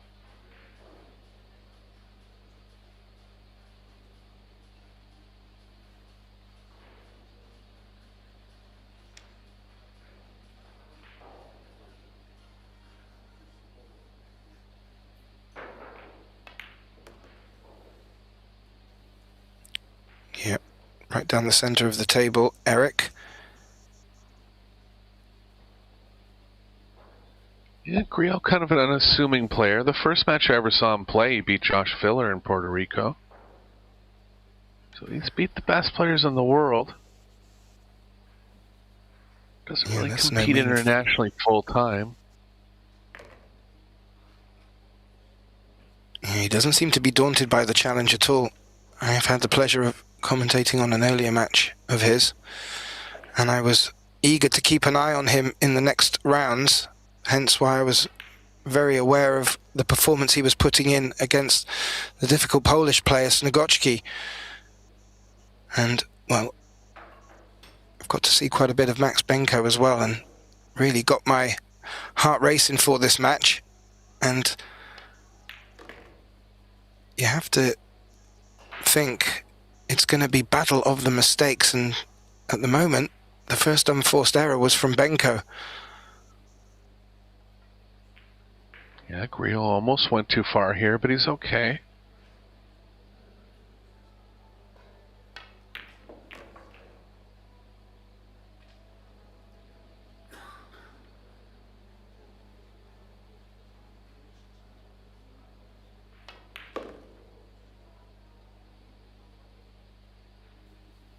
That shot always slows up a lot off the second rail. Was wondering if he was going to stun out one rail or try the two rail check. Should be able to slide it in thin and come around the 10. I say should. Cue ball's missing. Yeah, cue ball's missing a scratch if he goes on the side. So he's looking at something in the corner here. Off the far point. Nice shot, but caught a little more spring off that rail than expected. See how offensive he wants to get here. Can lay the 10 in the middle of the short rail 100%, but he's susceptible to a long bank from Benko.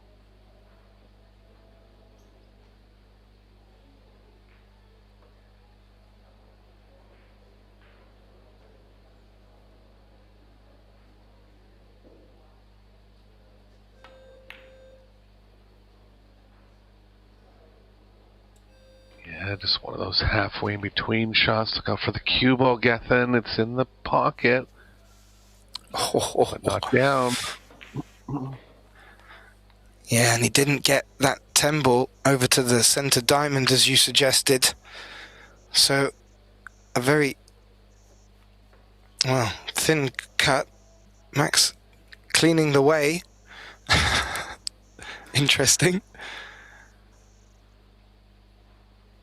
It's a Filipino move. They like clearing the path to the pocket. Yeah, I've always been conflicted about that two-rail bank like that. It's either you're going for it or you're not. You know, if he just plays at one rail to the middle of the short rail, he's going to get there all the time.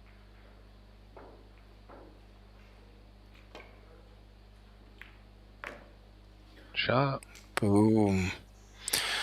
Yeah, and that was a missed opportunity for Grillo there. I did feel that the slice in the centre would have reduced the opportunity for him to run forward that far, but hey, that's the way it goes. 2-0 to Max Benko.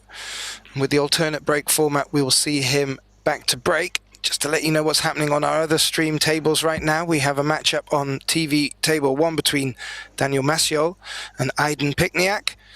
And on our other table, Ronald Regley takes on Ferdi Uzdemir. But we bring you back to this action. Both players looking to Hit it pretty well, but nothing down.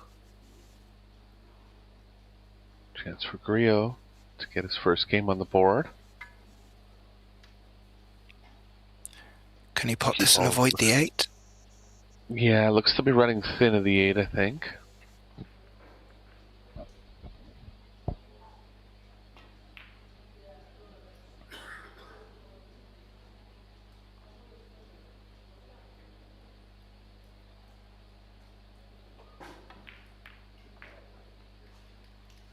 Ooh. He did avoid the 8, but he also avoided potting the 1, Eric, and Max out of his chair, quick as a whistle. Yeah, I think he was trying to go into the thin side of the pocket on the 1 there to avoid the 8. Just overdid it a bit.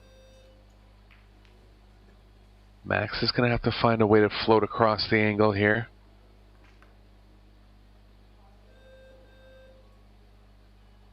Speed and feel have to be perfect on this one. He's going towards the side, but he's okay. Another tough shot crossing the angle now.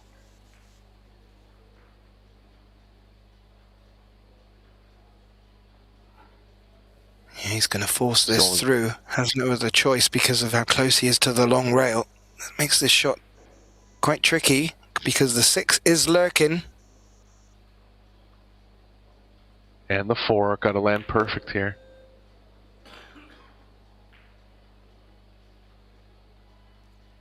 Ooh. Don't think he got there.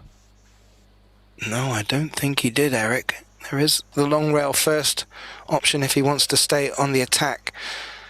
But no, that has just come up a bit short.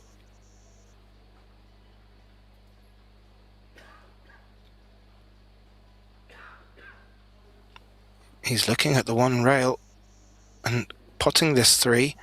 He was sort of gesturing as if how the cue ball would come back out and across to leave shape on the 4.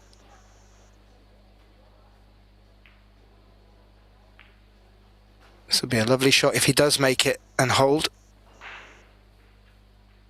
Level of difficulty high.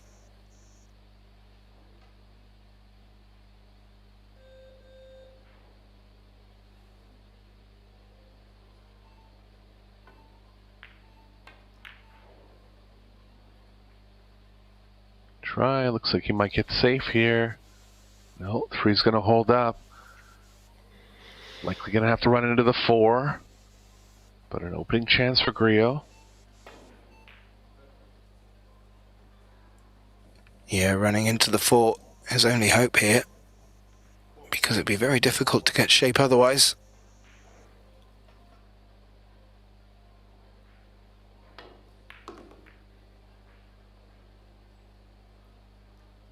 Nicely played. Cue ball could be playing into the 7 here. He can draw out of it. In that case, the 8 ball is going to be the big ball to avoid.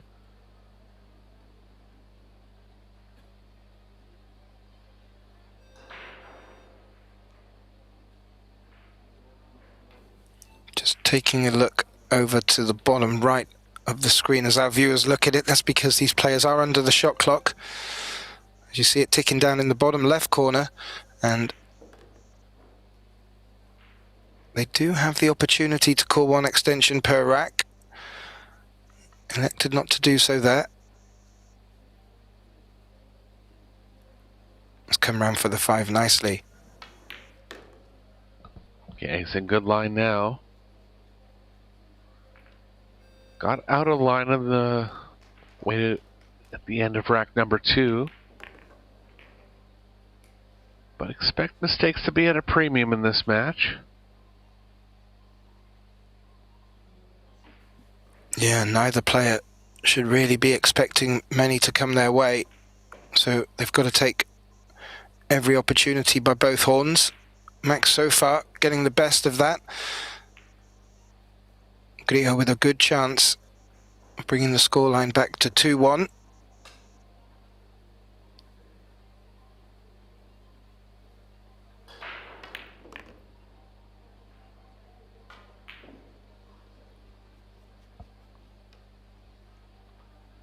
Bichao's break in rack number 4.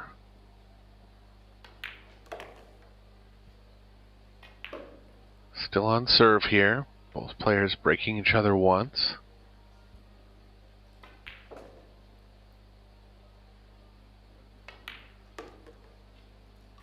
Yeah, good rack for Grillo there, bringing the scoreline back to 2-1. On this table in the match before, we saw an absolutely dominating performance by Daniel Maciel, a gentleman who was with us out in Las Vegas for the past few weeks, and he doesn't seem to have been bothered by the jet lag. He is playing over on table 1 at the moment against Aydin Pikniak. I'm sure as the matches start to progress, we'll bring you some update on the scores. Also going on at the same time, the women's last 16 is underway. You can get all the latest scores and schedules on EPBF.com. João Grillo to break, trailing 1 rack to 2.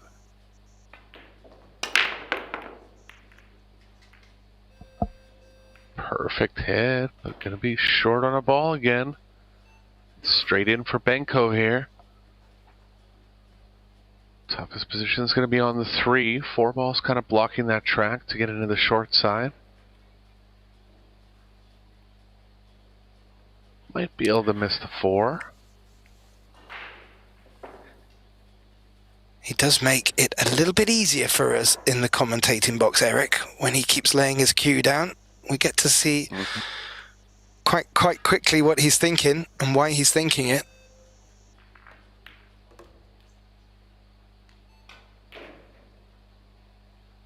I'm sure somehow I'll still get it wrong, Eric. But yes, position on the 3. Position on the 3 is going to be the telling shot in this rack. And if he were to finish low on it and make a good pot in the center, he's still going to be struggling to get on the 4. So we'll get to see what he has up his sleeve while he's wearing his short sleeve top.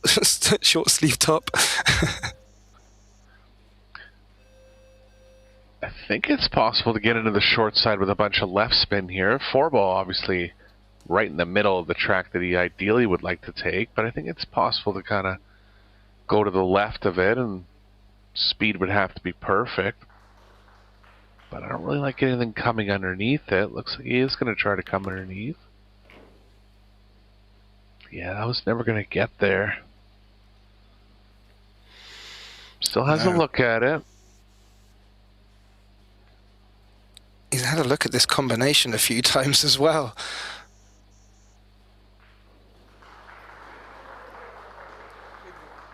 Cue ball He may behind the play- 5 will play nice here.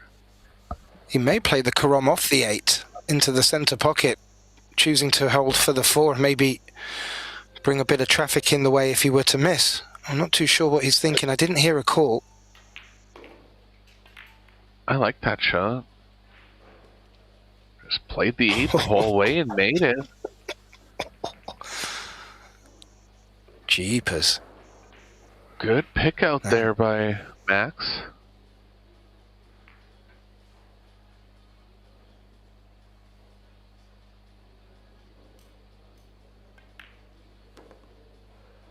Well, he's maturing in. He'll be the next generation of European players to come up, and European players have been very strong on the international scene, going back about 10 years now. You can see the results in the Mosconi Cup. Won a good amount over the last 10 years. And these European championships are a very good training ground for these young players. The young players are guaranteed to meet absolute monsters of the game, and it really helps them cut their teeth and manage their nerves. He's visually not so happy with that shot, Eric, but looks like he has a decent angle on the 6 to make something happen. Yeah, still has some angle going to the left. Just wanted a little more natural angle where you didn't have to force it as much. Should be okay here. Little off on the speed. 9 in the side likely now.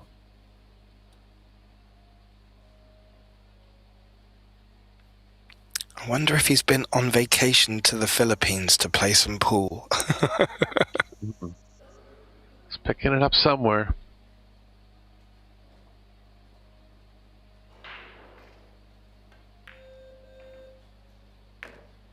Well, if I ever get time, Eric, and the pleasure to interview him, I will certainly be asking that question.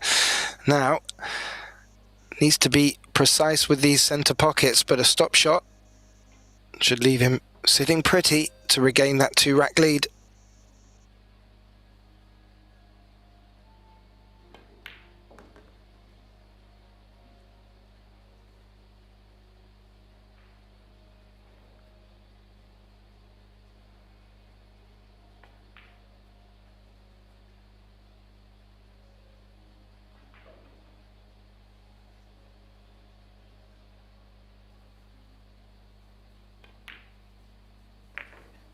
Stepping in nicely, Eric, and takes that 10 to, as I said, regain that 2-rack lead in this race to 8.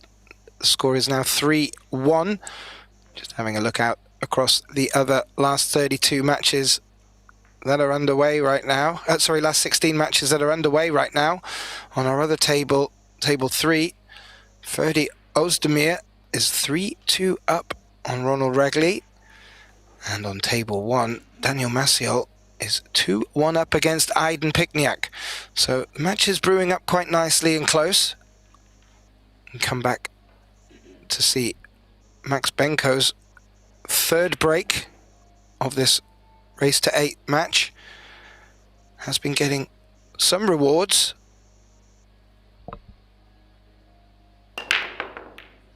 Yeah, Regley had a good match in the final 32, defeating Conrad Ushishin. And Benko right on point on the break again here. Doesn't look like he's going to have enough of the 1. Not even the left edge, really. Thinnest left edge. Very tough to hit over that distance.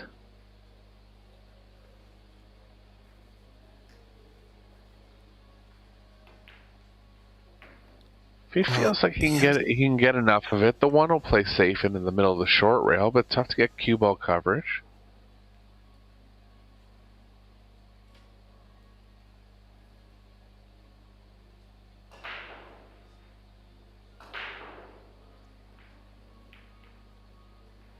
Be careful putting too much left spin on this ball. The cue ball will tend to swerve But he's done well to get the cue ball over.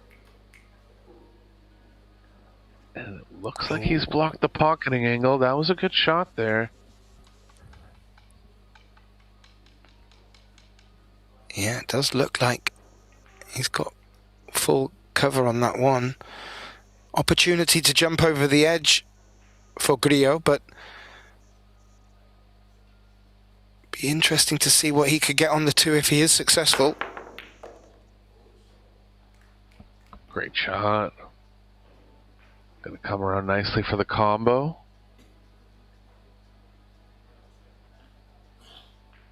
Gonna have to be careful how the 2 plays off the 10. Doesn't want to getting involved with where the 10 is going to be spotted. Yeah, that's a good point, Eric. If that 2 ball stays there, he may find the 10 ball is replaced, locked right up against it, so treat this with care.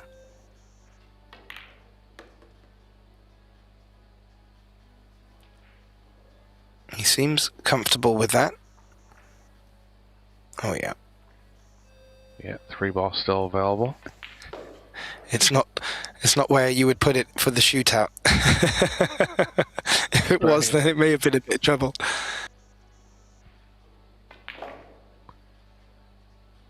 Might be forced to run into the 10 here. In that case, it's pushing towards the 3 and could cause some problem with the 3.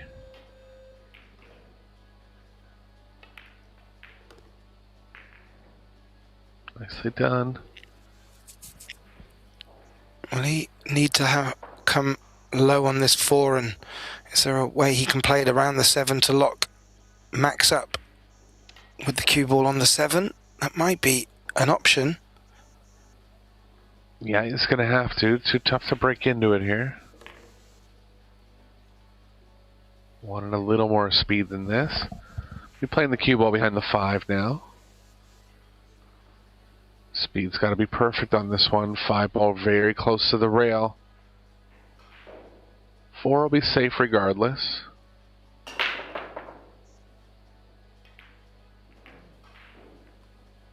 Good try. That's good for pace. Covered the 4 completely with the 7.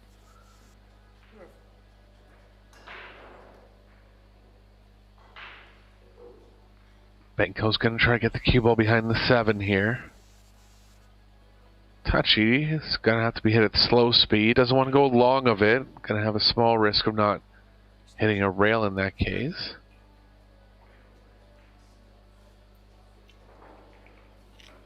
Referee closely inspecting.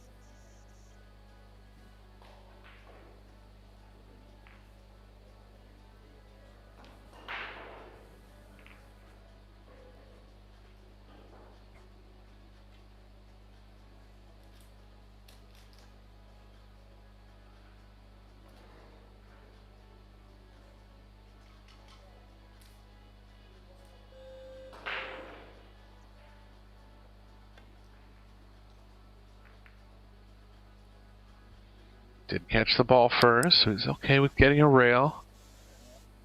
Left it safe, but expect Grillo to play the 4 behind the 8 here.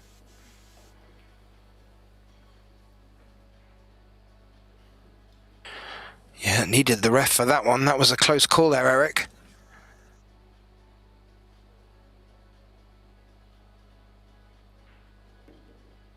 He's left the thinnest right edge. Following angles are coming back into the 7. Could lay onto it. I think he will.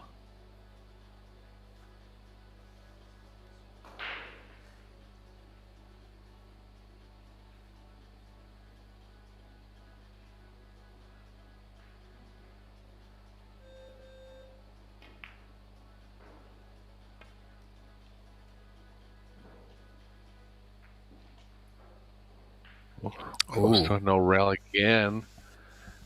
Look good though. Grillo was out of his chair just to give it a closer inspection. Again, 2 close ones up there, Eric. But this time, there is a shot on this 4. And running the cue ball through here, he could end up on the 5. Rather should, but doesn't want to run behind the 10 and doesn't want to miss the 4, more importantly. Yeah, I just got preoccupied with how the cue ball was playing on that one. A break here for Benko.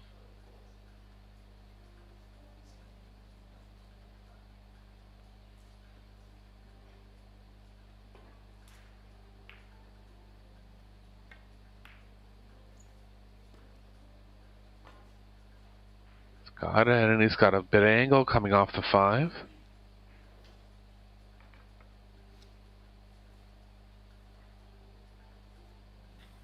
Well, you feel Griot's going to need to make more of them opportunities.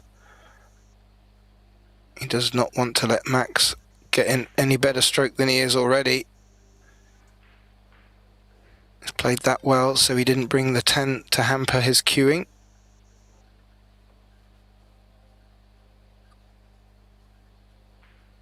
And if Max is able to get through this match, he'll have some good intimidation factor going forward in the juniors. That would be 2 good wins in the men's open division against Exposito and Griot.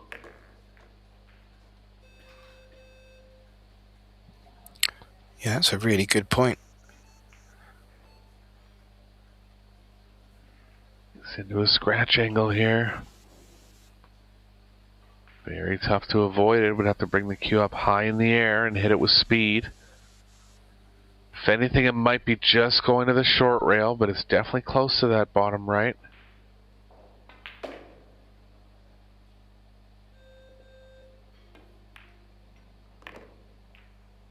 Just beat the scratch. And he's okay here, Gethin. He raises his hand to Griot. You make your own luck at that stage. But he will certainly take it. Lovely little respectful tap on the table to his opponent, knowing that he did get a little bit of a roll there, but you felt coming into that 10 with a little bit of pace, he was always going to be left with something. However, great to see that respect. Max Benko takes a 4-1 lead in this race to 8, and it looks like Eric, that Griot is just taking his time out, and I would suggest Eric and myself just use this opportunity to take a time out myself. We will come back very shortly for the second part of this matchup. Last 16, Griot against Benko. We'll be right back.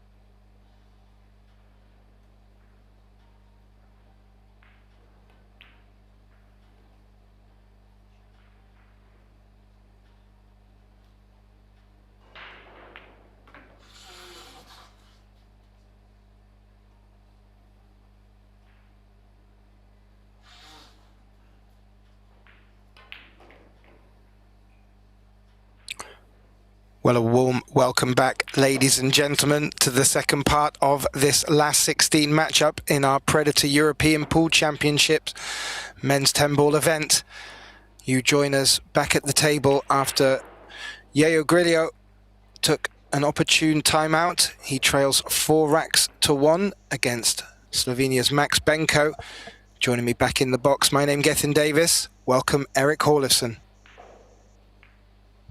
Yeah, Max opening up with a good lead here. Alternate breaks, and he's breaking well. Jow definitely going to not want to be giving up any more games. It's on the 1 this time. Yeah, this is a very useful break, Eric. Good spread of the balls. No real immediate problems needed to solve. Position being key on the 2 here. But looking quite nice. Would really like to be tucking this one away after taking his timeout.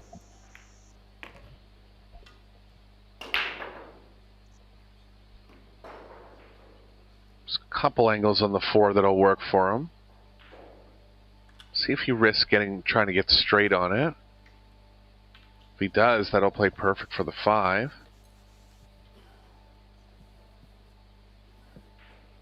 Can play a little more conservative and get an angle going to the left. Yeah, even corner works. Corner was definitely the play here. Yeah, good shout. Freezing the cue ball here, or even just drawing it back a touch, should leave him quite natural for the 6. Then he can focus on the 7.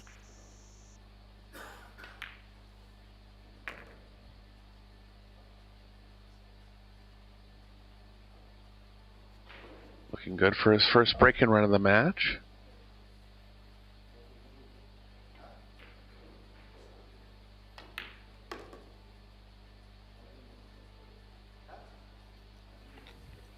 It's going to have to get through some traffic back towards the 7. There is space between the 9-10. Agreed, Eric. I was actually thinking along your lines from earlier, trying to leave straight on this 6, maybe a longer shot on the 7, but avoided having to play with the other 3 balls that are on the table. Now, a little bit of work to do, and he's stretching to get over that 8 with the bridge.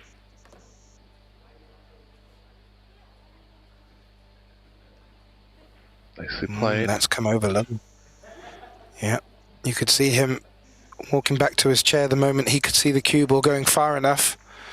So yes, a good opportunity for our man from Portugal here.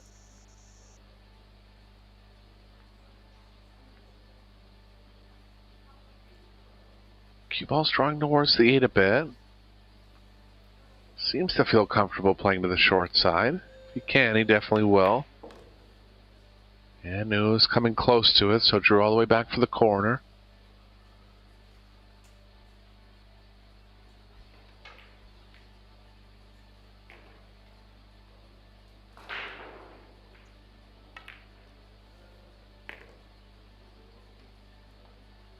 Nicely Full done. pocket get there, Gethin. Okay. Yeah. He did. Hell for the 9, lovely. Draw in to the long rail, a little hop. And, well, a bit flatter than he'd have hoped, but good response following him taking the timeout, Eric. And I think if he let his opponent get 4 in front, it would be a hill too high to climb, but as it is, he brings it back to 4-2 and will give Max the break. But what an important time for that break and run, Eric.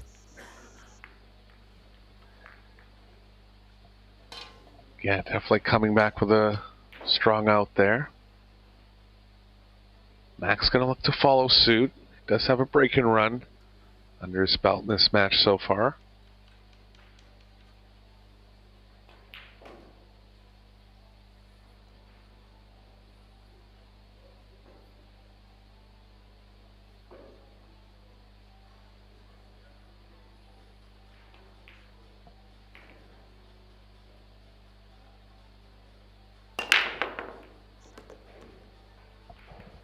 hit. Both the second row balls down.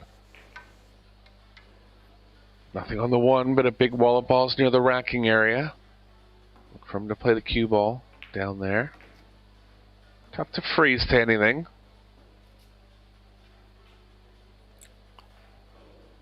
Yeah, his break is working though. 2 balls cleanly in the centre pocket. And I do like your suggestion of just firing this one rail down. Maybe with the second. Using that cluster of 4 balls. And putting Grillo in trouble. If you can find a way to get the 1 behind the 4, that'd be ideal. He's got to hit the 1 a little too thinly. Might not come back all the way across. But just looking for ways to cover the 1 as best possible here. He did get it behind the 4. Nice shot. Yeah, and that will certainly do. And he may still have a problem, or rather the players will, getting shape on the 2. The 7's blocking the pocket. I don't know if the 6, maybe it's not blocking the possibility of playing it into the bottom right. But first, needs to make contact with the 1.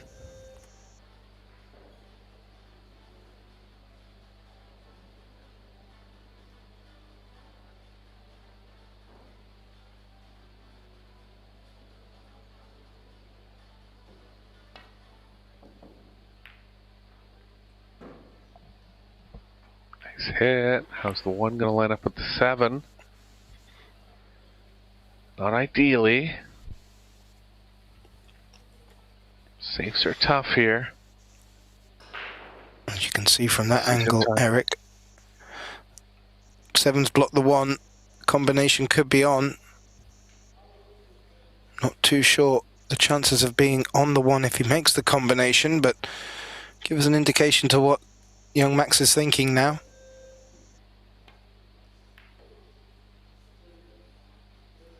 Smart safe there. Looks like he might leave it out to the right, left of the 4. Grillo's going to have a chance to turn the tables here.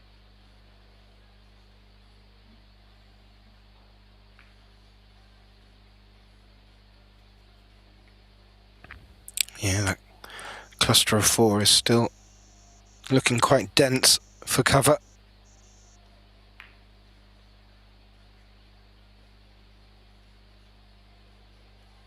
Nicely played. Guaranteed hit for Max. Can try to kick at this with draw and get the cue ball back to where it is now. Always a risk of the 1 coming around too much in those situations. It's a bit of an aggressive jump for me. No guarantee on position.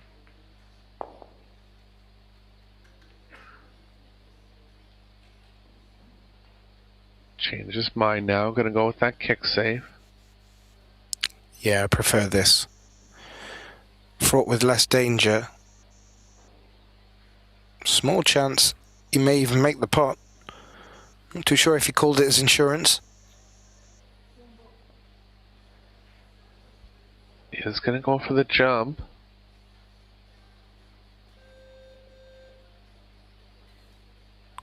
I think he called it top right. So looking for the cue ball, the 1 ball to go that way. The 4's knocked it back up the table. It's on, a tricky on. Yeah, see what Zhao decides on here. A lot of options on this one. Looks like he's considering taking the small angle near where the cue ball is now to play the 2 in the bottom right.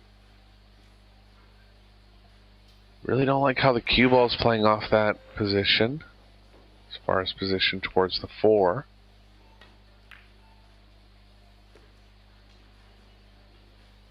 Oh, he's played that to perfection if he's got that on. No, it's not there. Oh. Now, a thin edge into the 10, and hopefully bring the cue ball round behind it. So he's gone for Eric.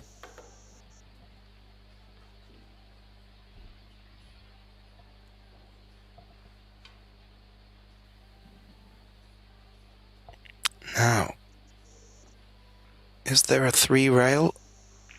Doesn't look like. I don't know. Will the 7 affect it? He's going for the 1 rail. One rail's, yeah. Can call the 2 in the side.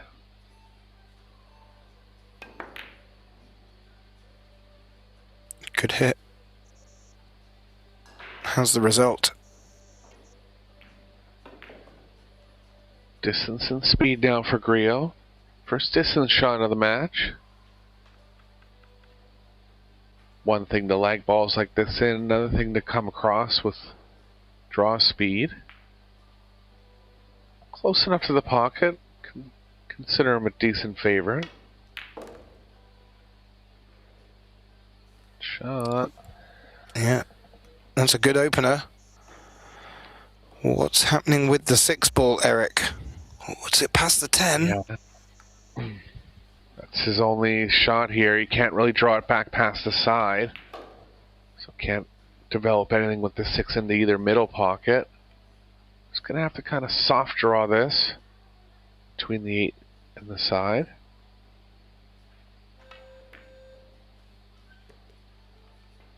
Nice shot. That was tougher than it looked there. A lot of finesse involved in that shot. Speed had to be perfect.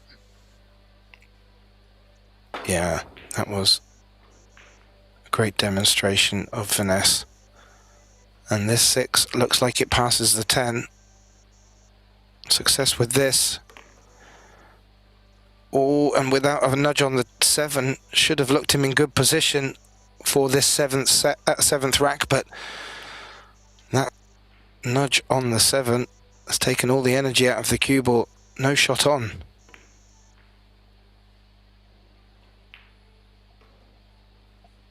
He's going to leave the left edge here. Yeah, I'm wondering if the bank is on. It might be slightly. You'd have to hit the left-hand side of it, but that means he could draw it back up towards the long rail. I don't know if he's feeling that brave.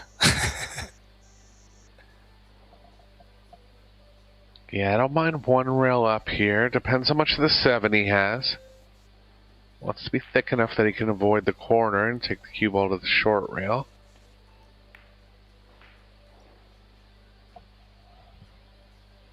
Didn't have that angle. This is a pretty good shot, Gethin. Just leaving distance and angle.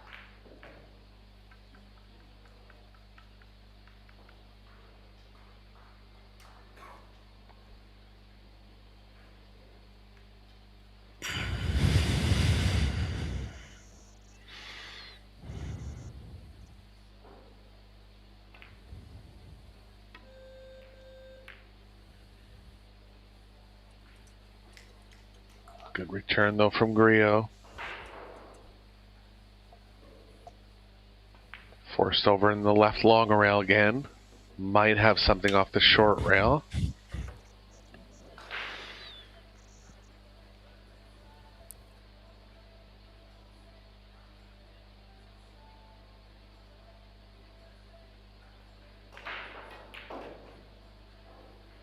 This is very tough. It's going to involve some left spin. And also, if you were able to hit it, Eric, very difficult not to sell out. Great hit. The cue ball's not looking too bad. Oh, no, just leaked out. It looked like the cue ball was coming round towards the 9.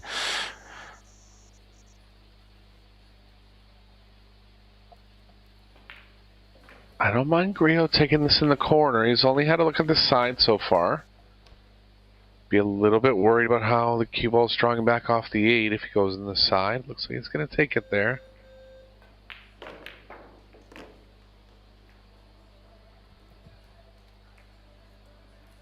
Can't get enough draw to come underneath the 9, but he can play a similar shot to what he did on the 4. Kind of a soft draw. Getting past the side pocket on this one would be okay. You might have to come before it though.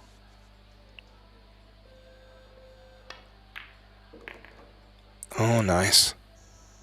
Yeah, went aggressive at it. Nice shot. Played two nice shots like that now. One with the 4 ball where he had to finesse it delicately. And this time to hold shape for the 9 and to keep this scoreline looking much healthier than it threatened to do so. This 10 ball, Eric. Yeah, he's got the break back in rack number 8. Good comeback here from Zhao after the break. Over on our other tables right now. Looks like a tight affair on our table 3. Ronald Regley and Ferdi Özdemir are locked at 4 apiece. And other highlights. Daniel Maciel 4-3 up against Aydin Pikniak. And Michael Schneider is 3-1 up against our current reigning straight champion, Stefan Gasper.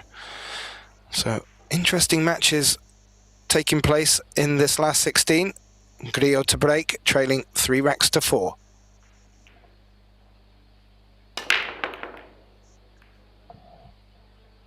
Hit them well.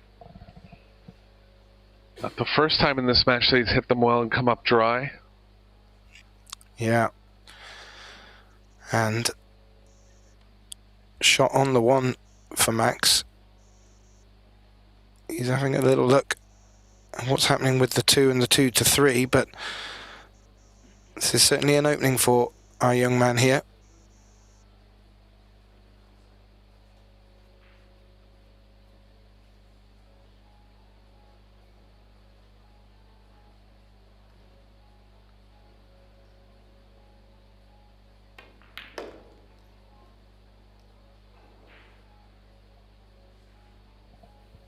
Yeah, nicely done, Eric. Should be able to draw high on the 3, if that's what he chooses to do. Yeah, I would take some big speed on that one. Comfortable enough on the pocketing that I don't mind it. So he's going to favor going underneath it here. Had a look underneath it. The fact that he's going closed bridge tells me he's going on top of it. Good shot.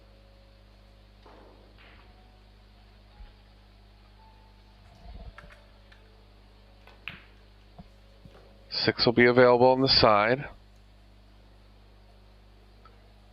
These arc tables that they're using at the European Championships aren't quite as tight in the sides and aren't quite as tight overall, I don't believe.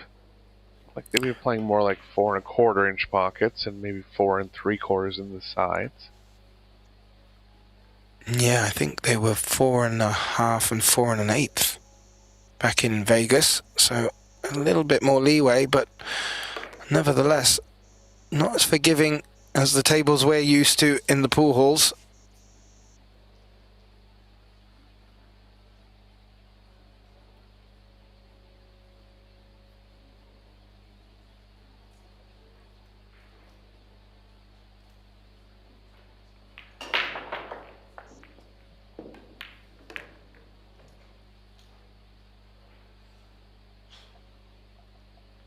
Force this one in just a little bit.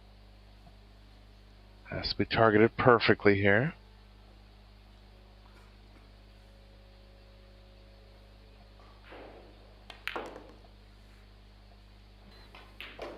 John. Wouldn't mind finishing straight on the 9 from the 8.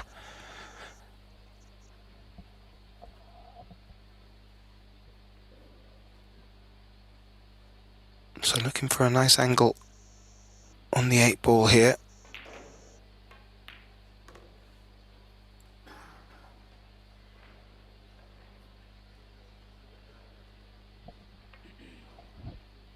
That's quite a nice one. Yeah, that's quite a nice angle, Eric. Follow with a bit of right here.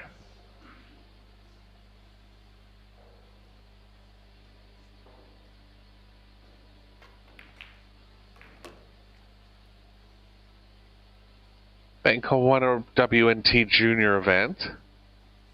Not easy events to win. Look for him to be a big favorite in the under-23s this week. Walter Likely is also here. I assume Felix Vogel might be. Those four battle it out in the World Junior Championships in Spain. All making it to semifinals or better. Vogel winning the tournament in the end. Was that on his birthday as well, Eric, I think? If I remember rightly. Could have been, yeah. We have the 8-ball coming up after the 10-ball event Thursday, and the 9-ball under 23s as long with men's and women's. I'm sure we will be seeing Max delivering in that tournament too, so we'll be hoping to be in with that with a shout. But right now he is really looking good in this last 16 matchup, wanting to book his place in the quarterfinal. And what a quarterfinals we are going to have on. They will begin tomorrow, both women's and men's. And that will take us all the way through to the final in the evening tomorrow. And following that, we'll have the presentation, of course, to the 10-ball champions or finalists. And also the straight pool champions, Linnea Halmerstrom and Stefan Kasper, who picked up their straight pool trophies, or will be picking them up, but won their matches, won their finals on Tuesday. So Max Benko to break, leading 5-3. And making balls off the break again. Yeah, 2 more down and a similar safe behind the racking area.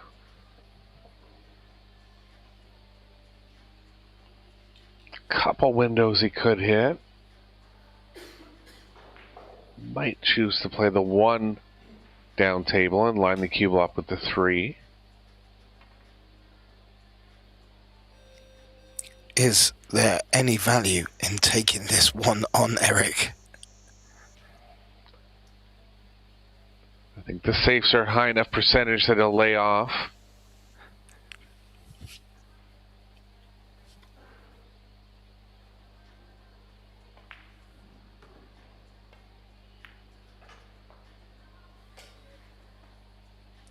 That is why I am in the booth and not on the table. Great shot from Max Benko there. And he's locked that 1, making the escape that bit more difficult unless there's any way he can jump to it. But I don't think that's on, Eric. Yeah, and I think the combo's playing into the long rail. So not just the contact will be good enough here. Is going to try bank? some kind of jump then? Yeah, it must be jump kick maybe.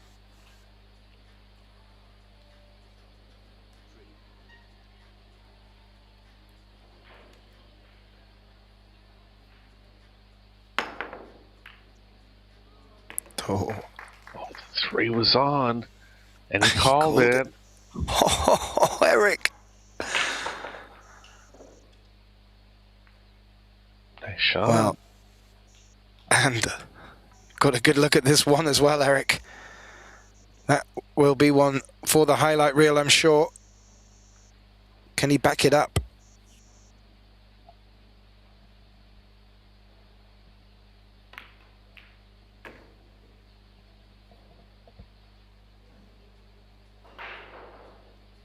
Has to move the cue ball in a small zone for the 4, but the 2 ball's in a perfect position to do that.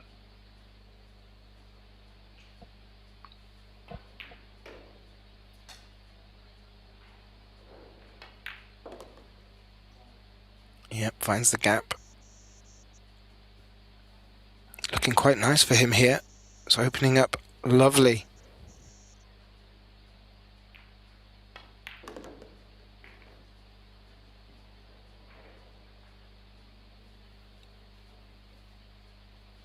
Maybe a little overrun. Shouldn't present a problem for Grillo, but you could just see him making a little expression at the cue ball.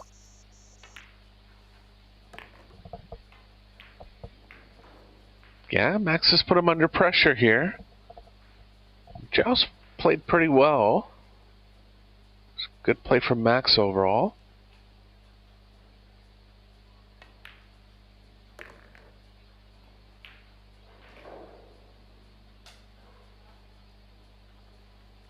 Yeah, Max has certainly played well enough to deserve the scoreline, but we certainly know the capability of this young gentleman from Portugal. And again, just appearing not to be happy with his cue ball. Doesn't seem to be affecting his potting, but you can just see it a little bit there. Feeling a bit loose with it, perhaps. Yeah, I think he just hit the wrong part of the pocket on that one. Didn't quite get as close to the 10 as he wanted, but he's got it down. Yep. That will bring him back to within one, and with the break. And he started to just claw Max back a bit here and has a chance to put it back to level. And that would be, well, really useful for him, as well, Max was really looking like he was going to run away with it at one point. Great for the viewers and great for us in the box, Eric.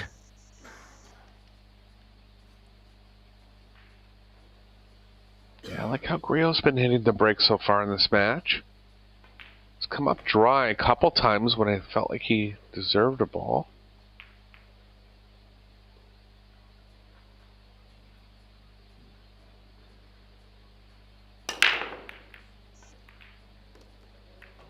Three balls down this time. One ball, cue ball perfectly controlled. Gonna have a bank on the one. He might take this, Gethin. Yeah, 9 dropped as well. 8's got a bit tricky with the 10, but that's further down the line. Would be a nice bank shot to make.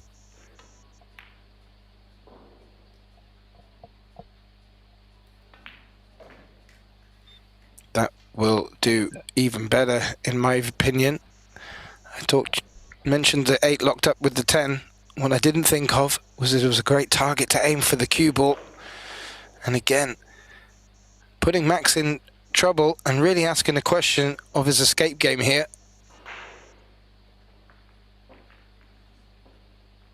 Yeah, I think Griot was trying to actually run into the 8 there and freed up a little bit. Smart shot. Has Max in a bad spot here.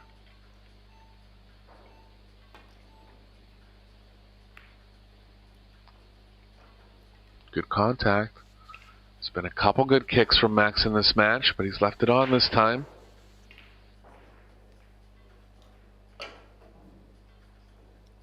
There is no immediate ball I can see to run into that 8-10, Eric, so I'm not sure what he will be thinking when he gets to that point. But 1, 2 and 4 look quite nice for him to get his teeth stuck in. Yeah, if he takes the 4 in the right middle, he can get an angle going to the left off the 4, and the 5 can play into the bottom right. Trying to open up the 8-10 in the process.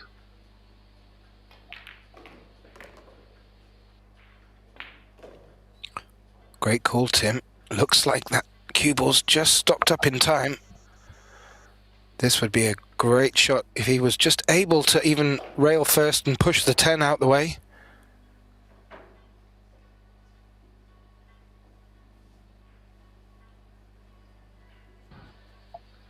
Yeah, any kind of contact with them should do.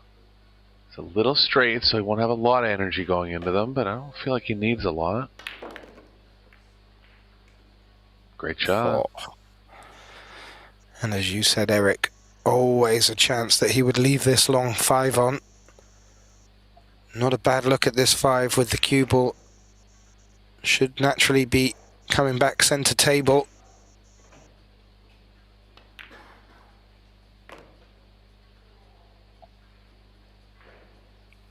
It's been a strong comeback. Yeah, you have to give him credit. He took his time out. He took it wisely. And he's come out absolutely fighting to bring the scoreline, or at least to be in with a chance of bringing the scoreline back to 5 apiece. He's got to be feeling a lot of confidence right now.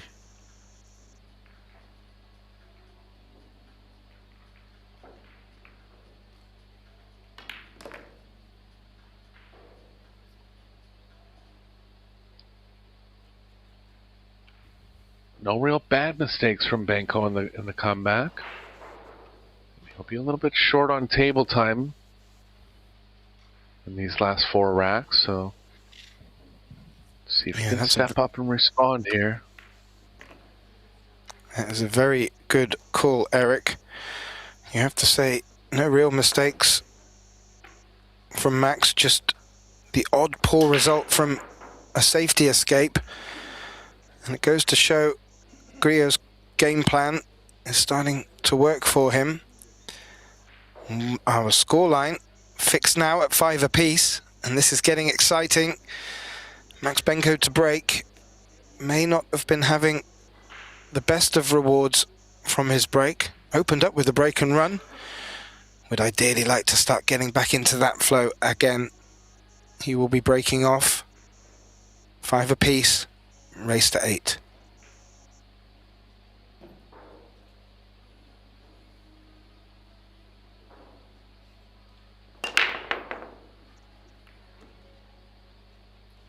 Off square a bit this time, but he's got the 2-ball down. 8's going to block the bottom left for the 1, but he does have it in the side. Cue ball's running towards the bottom left if he does try it in the side. He's looking at going to the long rail and in between the 6-4 coming back. It's a very aggressive try. It is there, and if anything, he'll probably run into the 4-10, which could play him back towards the 3 still.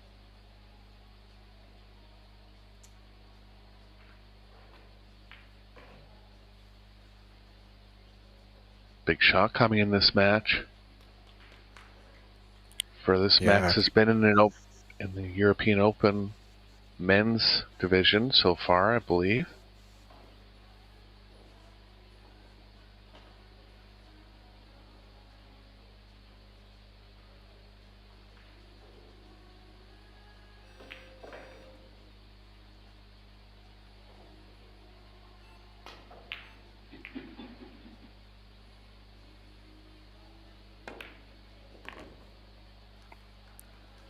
Makes the 1. It on the inside.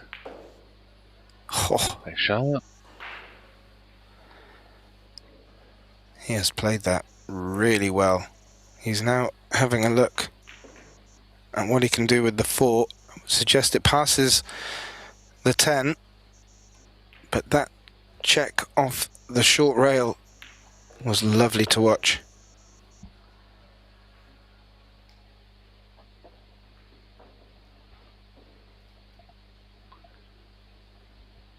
Gonna have to draw straight back here unless he wants to accept distance. Looks like the cue ball's kind of drawing towards the side. He's gonna consider the distance.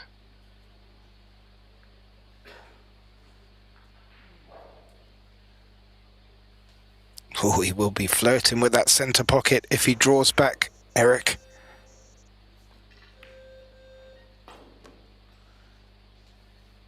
And that means Max is going to take the longer 5 here. Again, doesn't need to do any heroics with the cue ball. Clearly doesn't want to overrun and come down behind the 10 or something like that, but this is a good opportunity and a key shot for Max Benko at 5 apiece.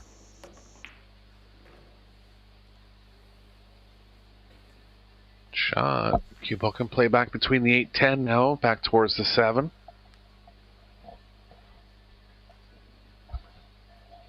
So Benko doing his best to get back in the lead. Yeah, we forget how young this lad is. He's holding his composure really well. Complete confidence in his ability. And and making balls when it counts. He's finished a little straight on this 7, but as where the 8 is, he's not going to need to pop it out too far.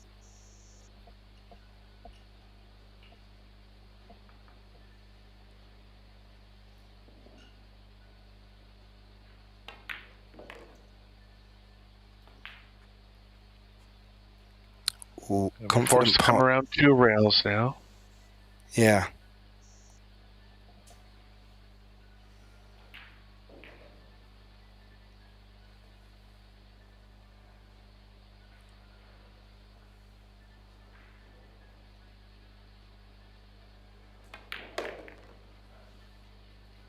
Good stuff here from Benko. It's on a 4-game skid. Came back with a break and run in rack number 11 likely here. This will be his second one of the match.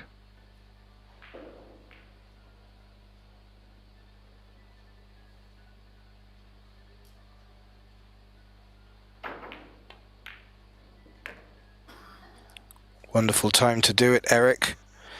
And this will keep his opponent from getting in the lead for the first time in this match. Max Benko has retained that 1 rack lead, and a really important time to do it, Eric, because it was just starting to sense that Griot's safety game and his clearance game was just starting to threaten a little runaway with his comeback. As it is, Max Benko, break and run, 6-5 up. His opponent Griot to break, race to 8, and this is spicing up, Eric, to be a real nice close contest.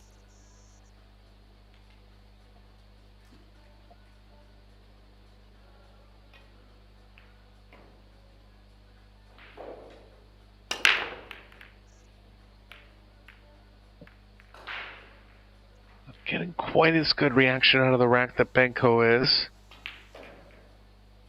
Took some speed off of that one. Still couldn't find the balls back in the middle. Benko up quickly here. Stretching. Wants this 1 in the corner, but is stretching. And again, Griot, good contact, just wasn't getting the reaction off the break. He throws the cue ball up nicely. This time, giving Max a look in. This is a tough cut, elevating over the 10. And as you can see, a little bit of gymnastics involved as well. Yeah, it's going to be a little tough to hold the cue ball on this one. Tried to play some right spin, I think, to maybe get into the 2. Ended up swerving it because he was elevated. Chance for Griot now.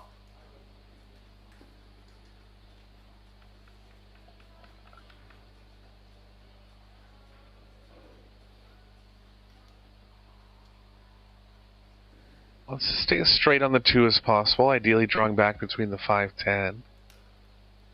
Be a little tough to do that. A lot of movement going to the left here.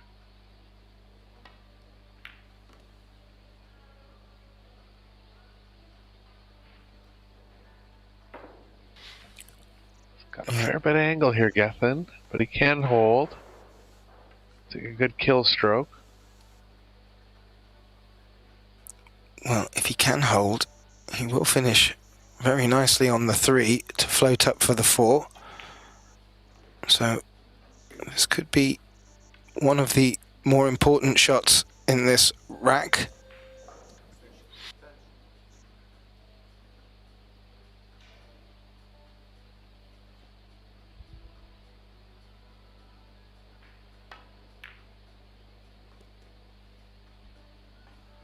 Makes it well and holds position for the 3. Doesn't bring the 10 into play.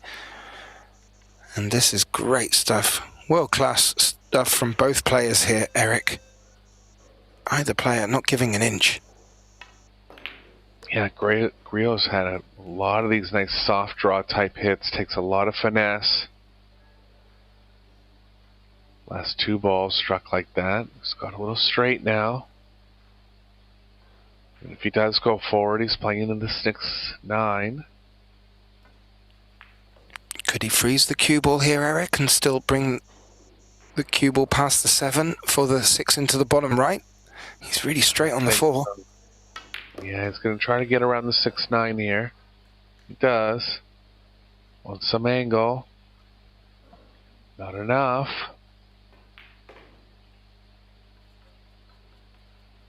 He can draw back for the 6 in the left middle, but he won't want to be doing that. It's the only shot available, though.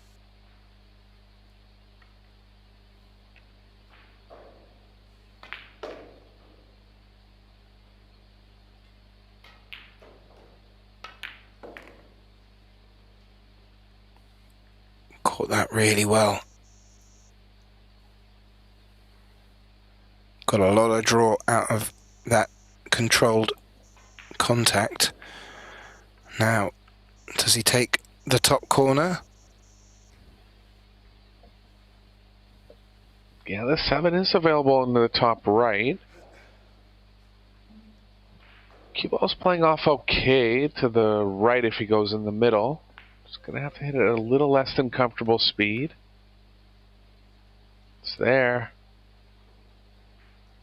Cue ball playing the wrong way off the 7. But you can create some angle up the left long rail here. Stun follow.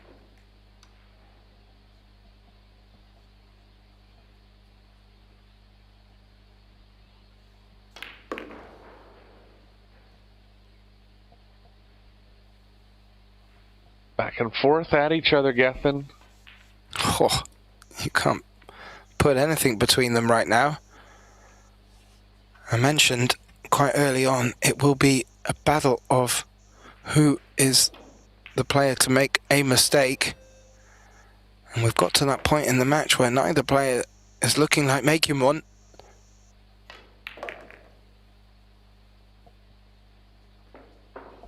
And Grillo showing the sort of form which has seen him pick up such picking up such trophies like his last 32 in the World 9 Ball. I thought that was one hell of a performance by him. I also know he's got a very keen social media following on Instagram. Gio Grillo 10.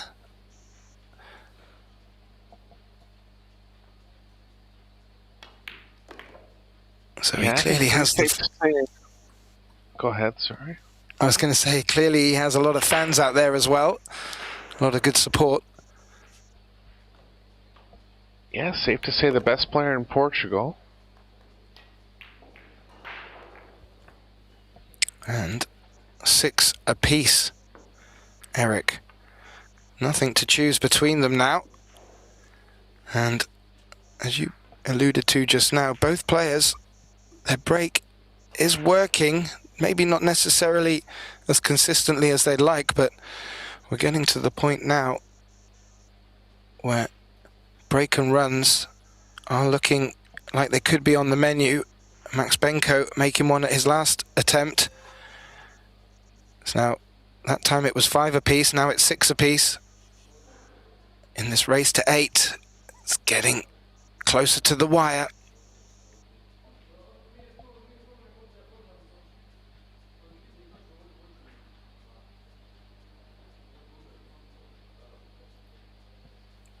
Big thought and consideration for Max there. You can see him on the left-hand side of the screen, having a good think about this one, Eric.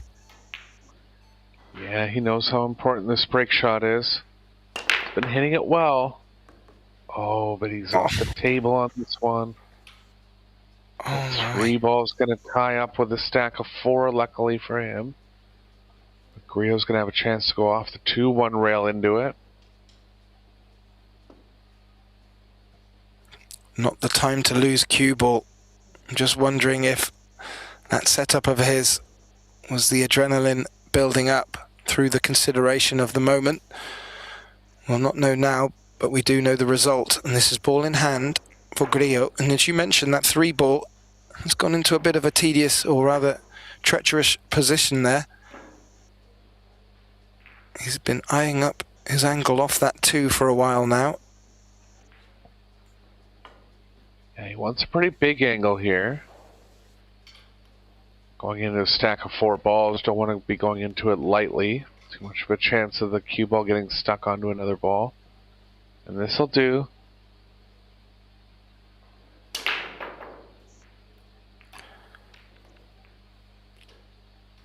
A thick hit on the 6 might be nice.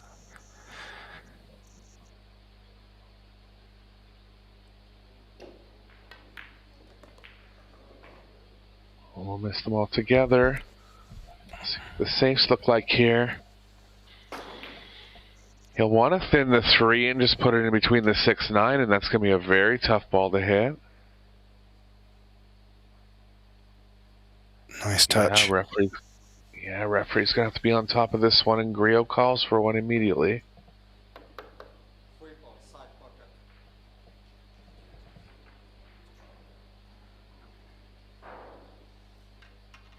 Have to say, Eric, since the timeout, Griot's come back, I wouldn't say showing more respect, but coming up with a game plan of putting Max in a bit more trouble and asking a lot more of his safety game.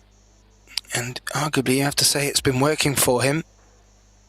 This is another one of those situations.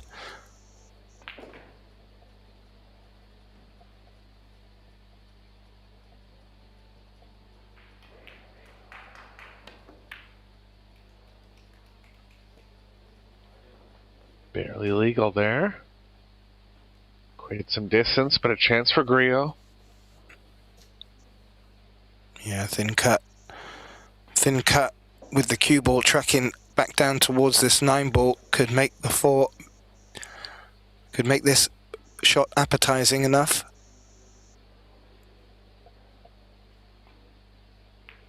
Yeah, I think you can come in between the 9-10 twice here.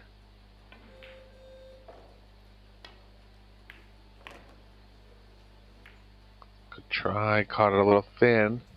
Ooh. Still going to be on the 4. Yeah, it's going to take a big proper targeting on this one. High speed. It's going to need to draw it about 3 feet back.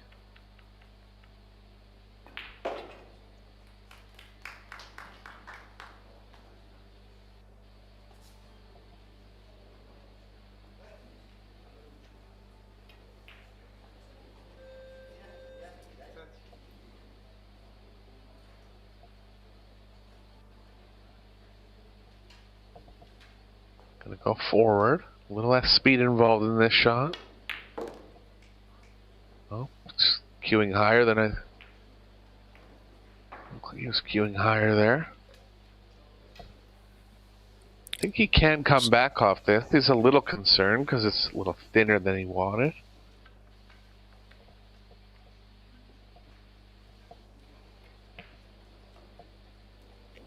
Yeah, needs to make sure of the pot. The only concern is, if he doesn't come far enough down, that 10 will come into play.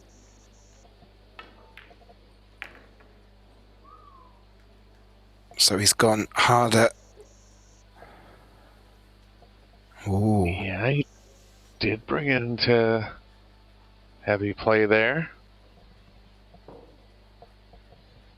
He can cut this in.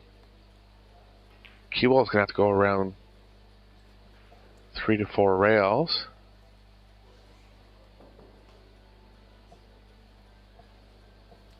Oh, that's a thin one, Eric. That is a thin cut. Cue ball is going to be running. Shot. Oh, is the cue ball going to slow down enough? Ooh, the brakes are on. Yeah. Just in time. It's good to go across one rail here. Pressure's going to be on Max. He answered the call once in the 6-5 game.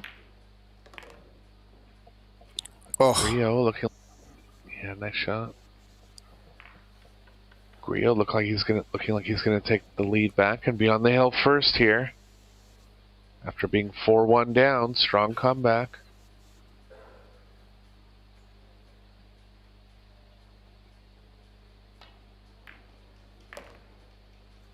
Oh, takes a little chip of the 10.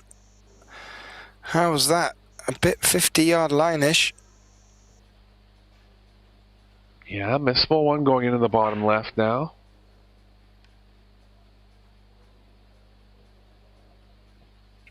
Big shot. Well, Difference between Grillo or Benko taking the hill.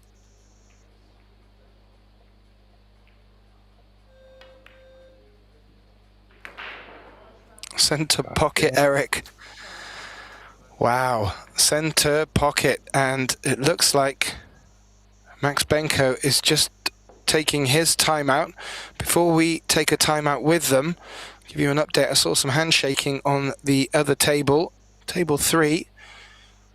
Ronald Regley has beaten Ferdi Özdemir 8-5. And over on our other table, it looks like Daniel Maciel is on the hill, 7-6 up against Aydin Pikniak. But bringing you back to our table, they're just taking a timeout. We will do the same, and we will be right back in this thrilling last 16 matchup. Don't go anywhere.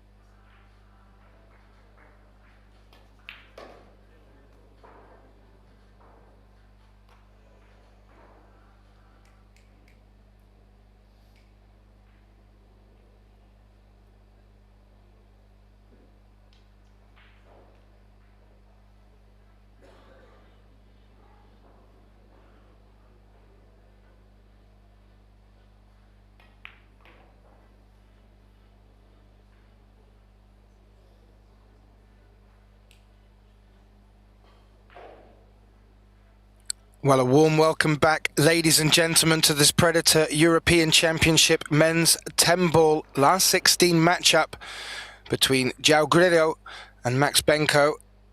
The Portuguese player now on the hill, leading 7-6, only needing this one and has the break. My name is Gethin Davis, and joining me back for this exciting finale, Eric Horlifson. Wow, Eric, we are in for a treat. Yeah, Grillo's fought back real nicely here. He's thrown in a couple breaking runs in his comeback, and he has the break to win the match now.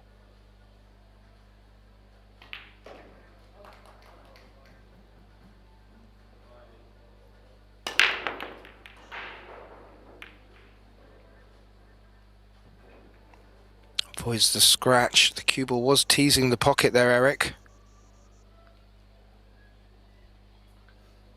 Yeah, nothing down, so Benko's going to have another chance here. Cue ball behind the 10's looking pretty good.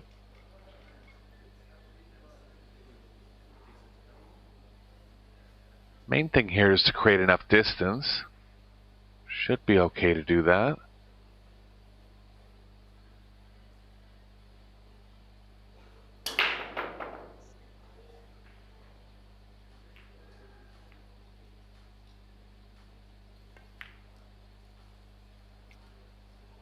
Oh, needed that locked, Eric. 10. Yeah, needed that locked. Fortunately, the cue ball is not in a potting position, but having a little look around the table, whoever does make that one is in for a treat with the 2, 3, maybe even 4 and 5, so really important who gets the first opportunity in this rack. Well, he picked out a nice combo like this earlier in the set. I believe it's too much cut angle and the 1's too close to the 9 here. He can try to roll behind the 9 for a save. Has to trust the roll of the table in that case. Kind of taking an offensive stance at it. He's going to roll at it. Nicely played. Yeah, nicely played. And it's been working really well for him, as you said, quite rightly. Fought really hard back from 4-1 to take this hill first. And this is what has been a big part in him getting to this position, putting Max Benko in trouble. It's not been a problem for him to get out of these safeties. It's just now and again not being rewarded and leaving his opponent in.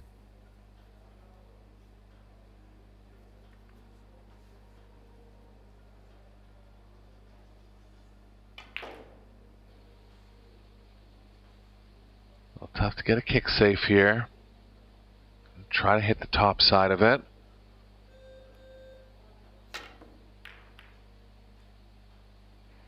Played it well, caught the proper part of the 1, but ran into the 9. And a tough combo now for Griot. Can stick the cue ball behind the 8. I think he'll favor that play. 2 balls a little off angle going into the corner. Tempting though.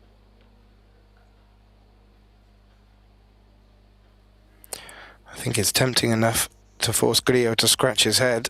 He was considering it, but yeah, sticking behind the 8 ball.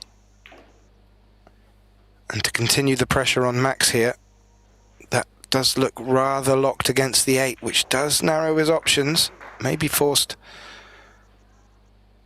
into a 1-rail escape sliding past the 8, but the cueing is going to be really difficult. Or is it going to be the 2-rail around the 4? Yeah, he's called the 3 in the side, so I think he is going 1 rail and kind of going all in at this one. The 1 can play between the 3-6 and get safe. Let's just spin this a lot. To see if he has enough pocket past the 3. I think he does. Just tied up the 6-9 a little bit. I was going to say he wouldn't mind putting this 1 and just nudging into them to the 9 and the 6, because right now they're not looking very healthy. Should be left a decent long shot on the 2. Oh, he's got the 6 out. Shot. Yeah, needed to hit the 6 there to get the cue ball a little bit thicker on the 2. Still is thin here, but makeable.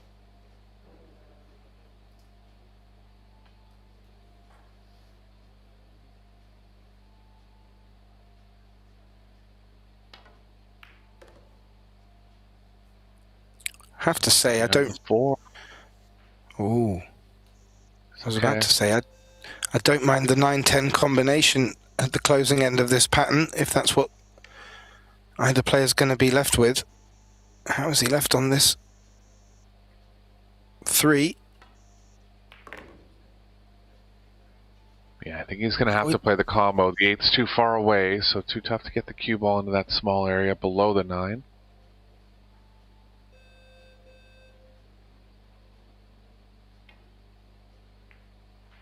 Seven's right near the 8, so he'll be able to get the exact angle on the 8 he needs.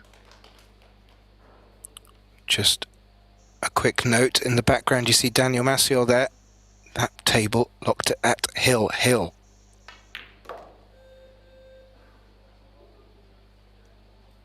Nicely played. Does he want to give the 7 a little bump here? Don't think he needs to. Yeah, he doesn't want to risk getting stuck on the rail, I don't think, so probably just leave it. Well, he did. He's made a few little shots like that, Eric. Already in this rack, just nudging the 6 out. He's not afraid to move balls. Been doing it to great effect. And this shaping up to what could be a match-winning opportunity here.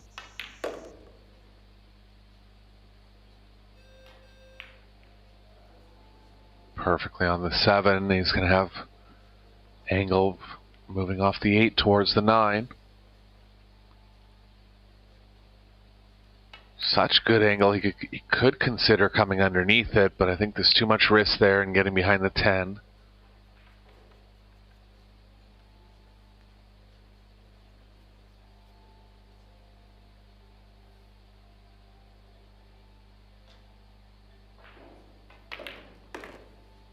He is going all the way underneath. Just want to be on top of the 10.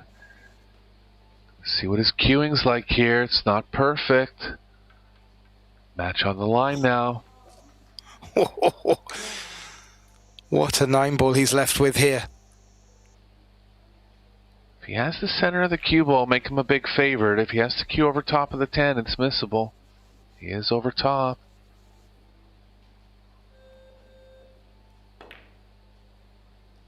That might be out. It is. Ooh. Another twist in this match. And will this give Max Benko a chance of getting into a hill decider? Big exhale from the young man, Eric. One of the biggest 9s he'll be faced with this year so far. Executed. Well. I have to say, I wouldn't have predicted this a few shots ago. But Max Benko to take us to a hill thriller.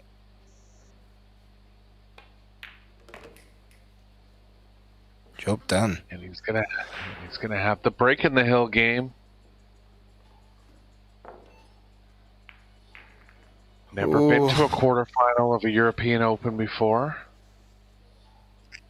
European Not at Championship, pardon me, in the men's division. Well, he may have been sat in his chair thinking there wasn't going to be a chance of getting this opportunity. He jumped out of his chair with that difficult 9 that Grillo missed. And, well, as you said, Eric, this is one important break this young man has on his hands. Beautiful shake of hands between the players. It's come down to this, ladies and gentlemen. Hold on to your seats. This rack for a place in the quarterfinals of the men's 10-ball Predator European Pool Championships.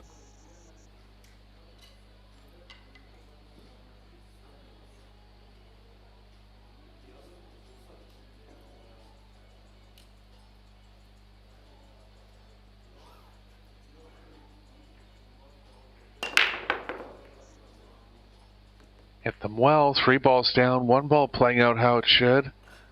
And he's got a thin one on it. It's there, though.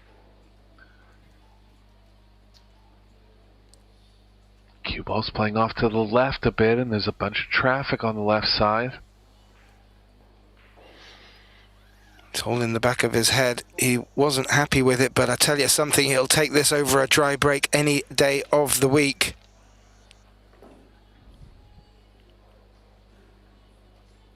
There is a path between the 8-10 and 3 rails back towards the 2. Can play it with a bunch of right spin as well, but that's counterproductive for the cut.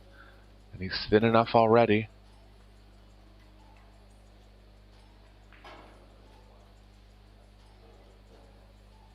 Well, he's lasering the potting angle. Would that suggest he's going for this? This could be a big moment in this last rack already.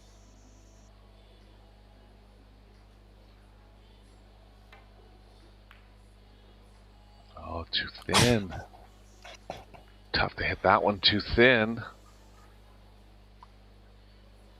Oh, he's pushed it closer to the pocket for Grillo. Yeah, second look for Grillo at the finish line here.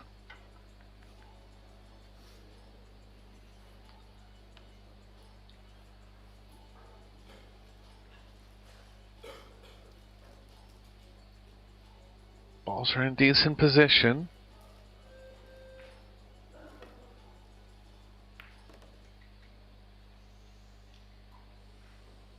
Wanted to miss the 2 on the way back, and he has, and he's okay on the pocketing.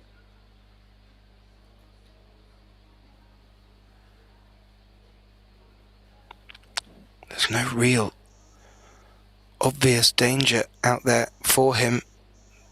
The 5 to the 6, the 6 to the 7, hold for the 8. Will he be able to do it this time, Eric? Oh, he's trying to cheat the angle. And a second chance for Max now. Oh dear. Yeah, he was just too straight on that. Couldn't get anything going straight back because the 5 was blocking the bottom left. Good chance for Max now.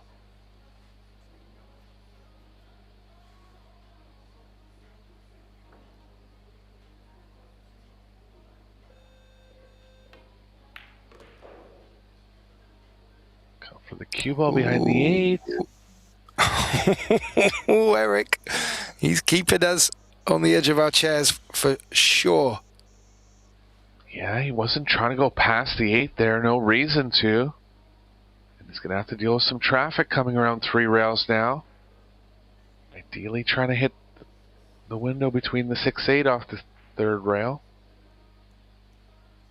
Just going to stun out of it. It's a good shot. Flirted with the corner. Straight back draw now. Max is going to have to come with some good shots here to get back in line.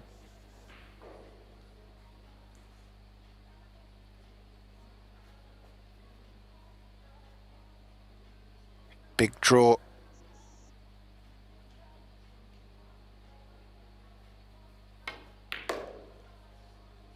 Oh, didn't draw it back. Still on, and maybe he can come underneath the 7. That might be a better option for him now. Yeah, see how much he trusts his stroke on this one. If he draws at it, he's taking out of the equation getting behind another ball or running into a ball. Looks like he is going to draw. Good pot. Very good pot. Center pocket, Eric. Straight on the 7. That might not do him any harm.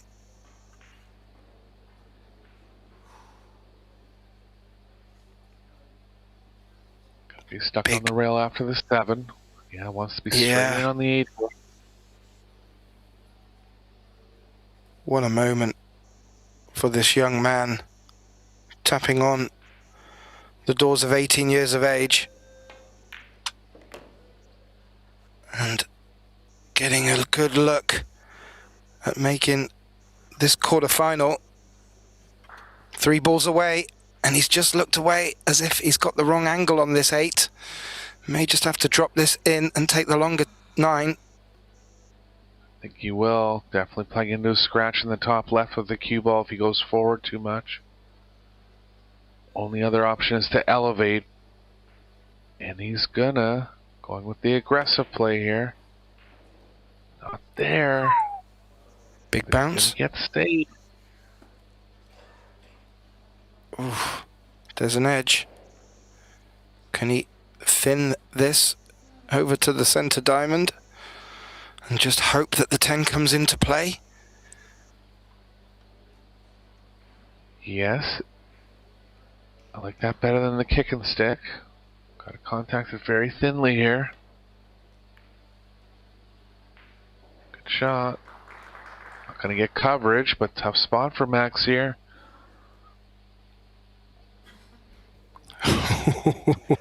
This is becoming a nail biter, Eric. Yeah, the safes aren't really there on this one. So super tough on the pocketing, but it looks like he's going to go here. Unlikely to get safe with only 3 balls left. Do or die.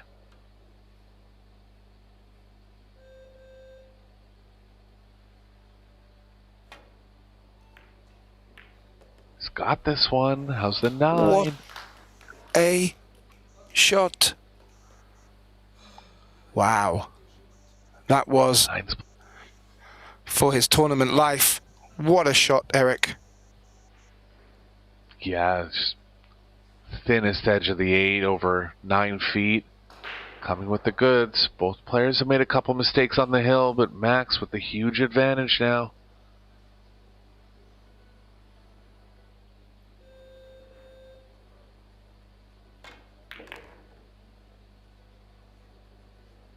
One more deep breath from the young man.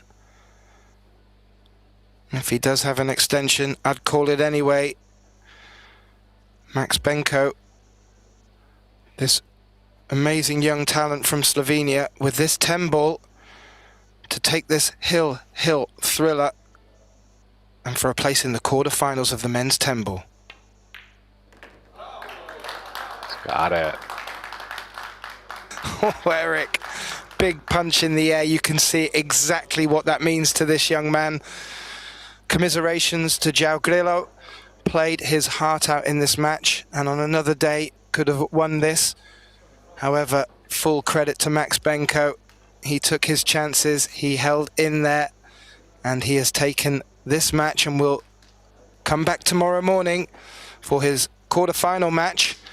Our quarterfinals for the ladies already decided. A few more matches still going on with the men's. If you want to visit EPBF.com, you can get the latest scores for the last rounds of today and also the fixtures and times for tomorrow. That will be it for us today. Big thank you to Eric Horlifson. My name is Gethin Davis, and we look forward to seeing you back here tomorrow for the quarterfinals of the men's and women's 10 Ball Predator European Pool Championship. See you soon.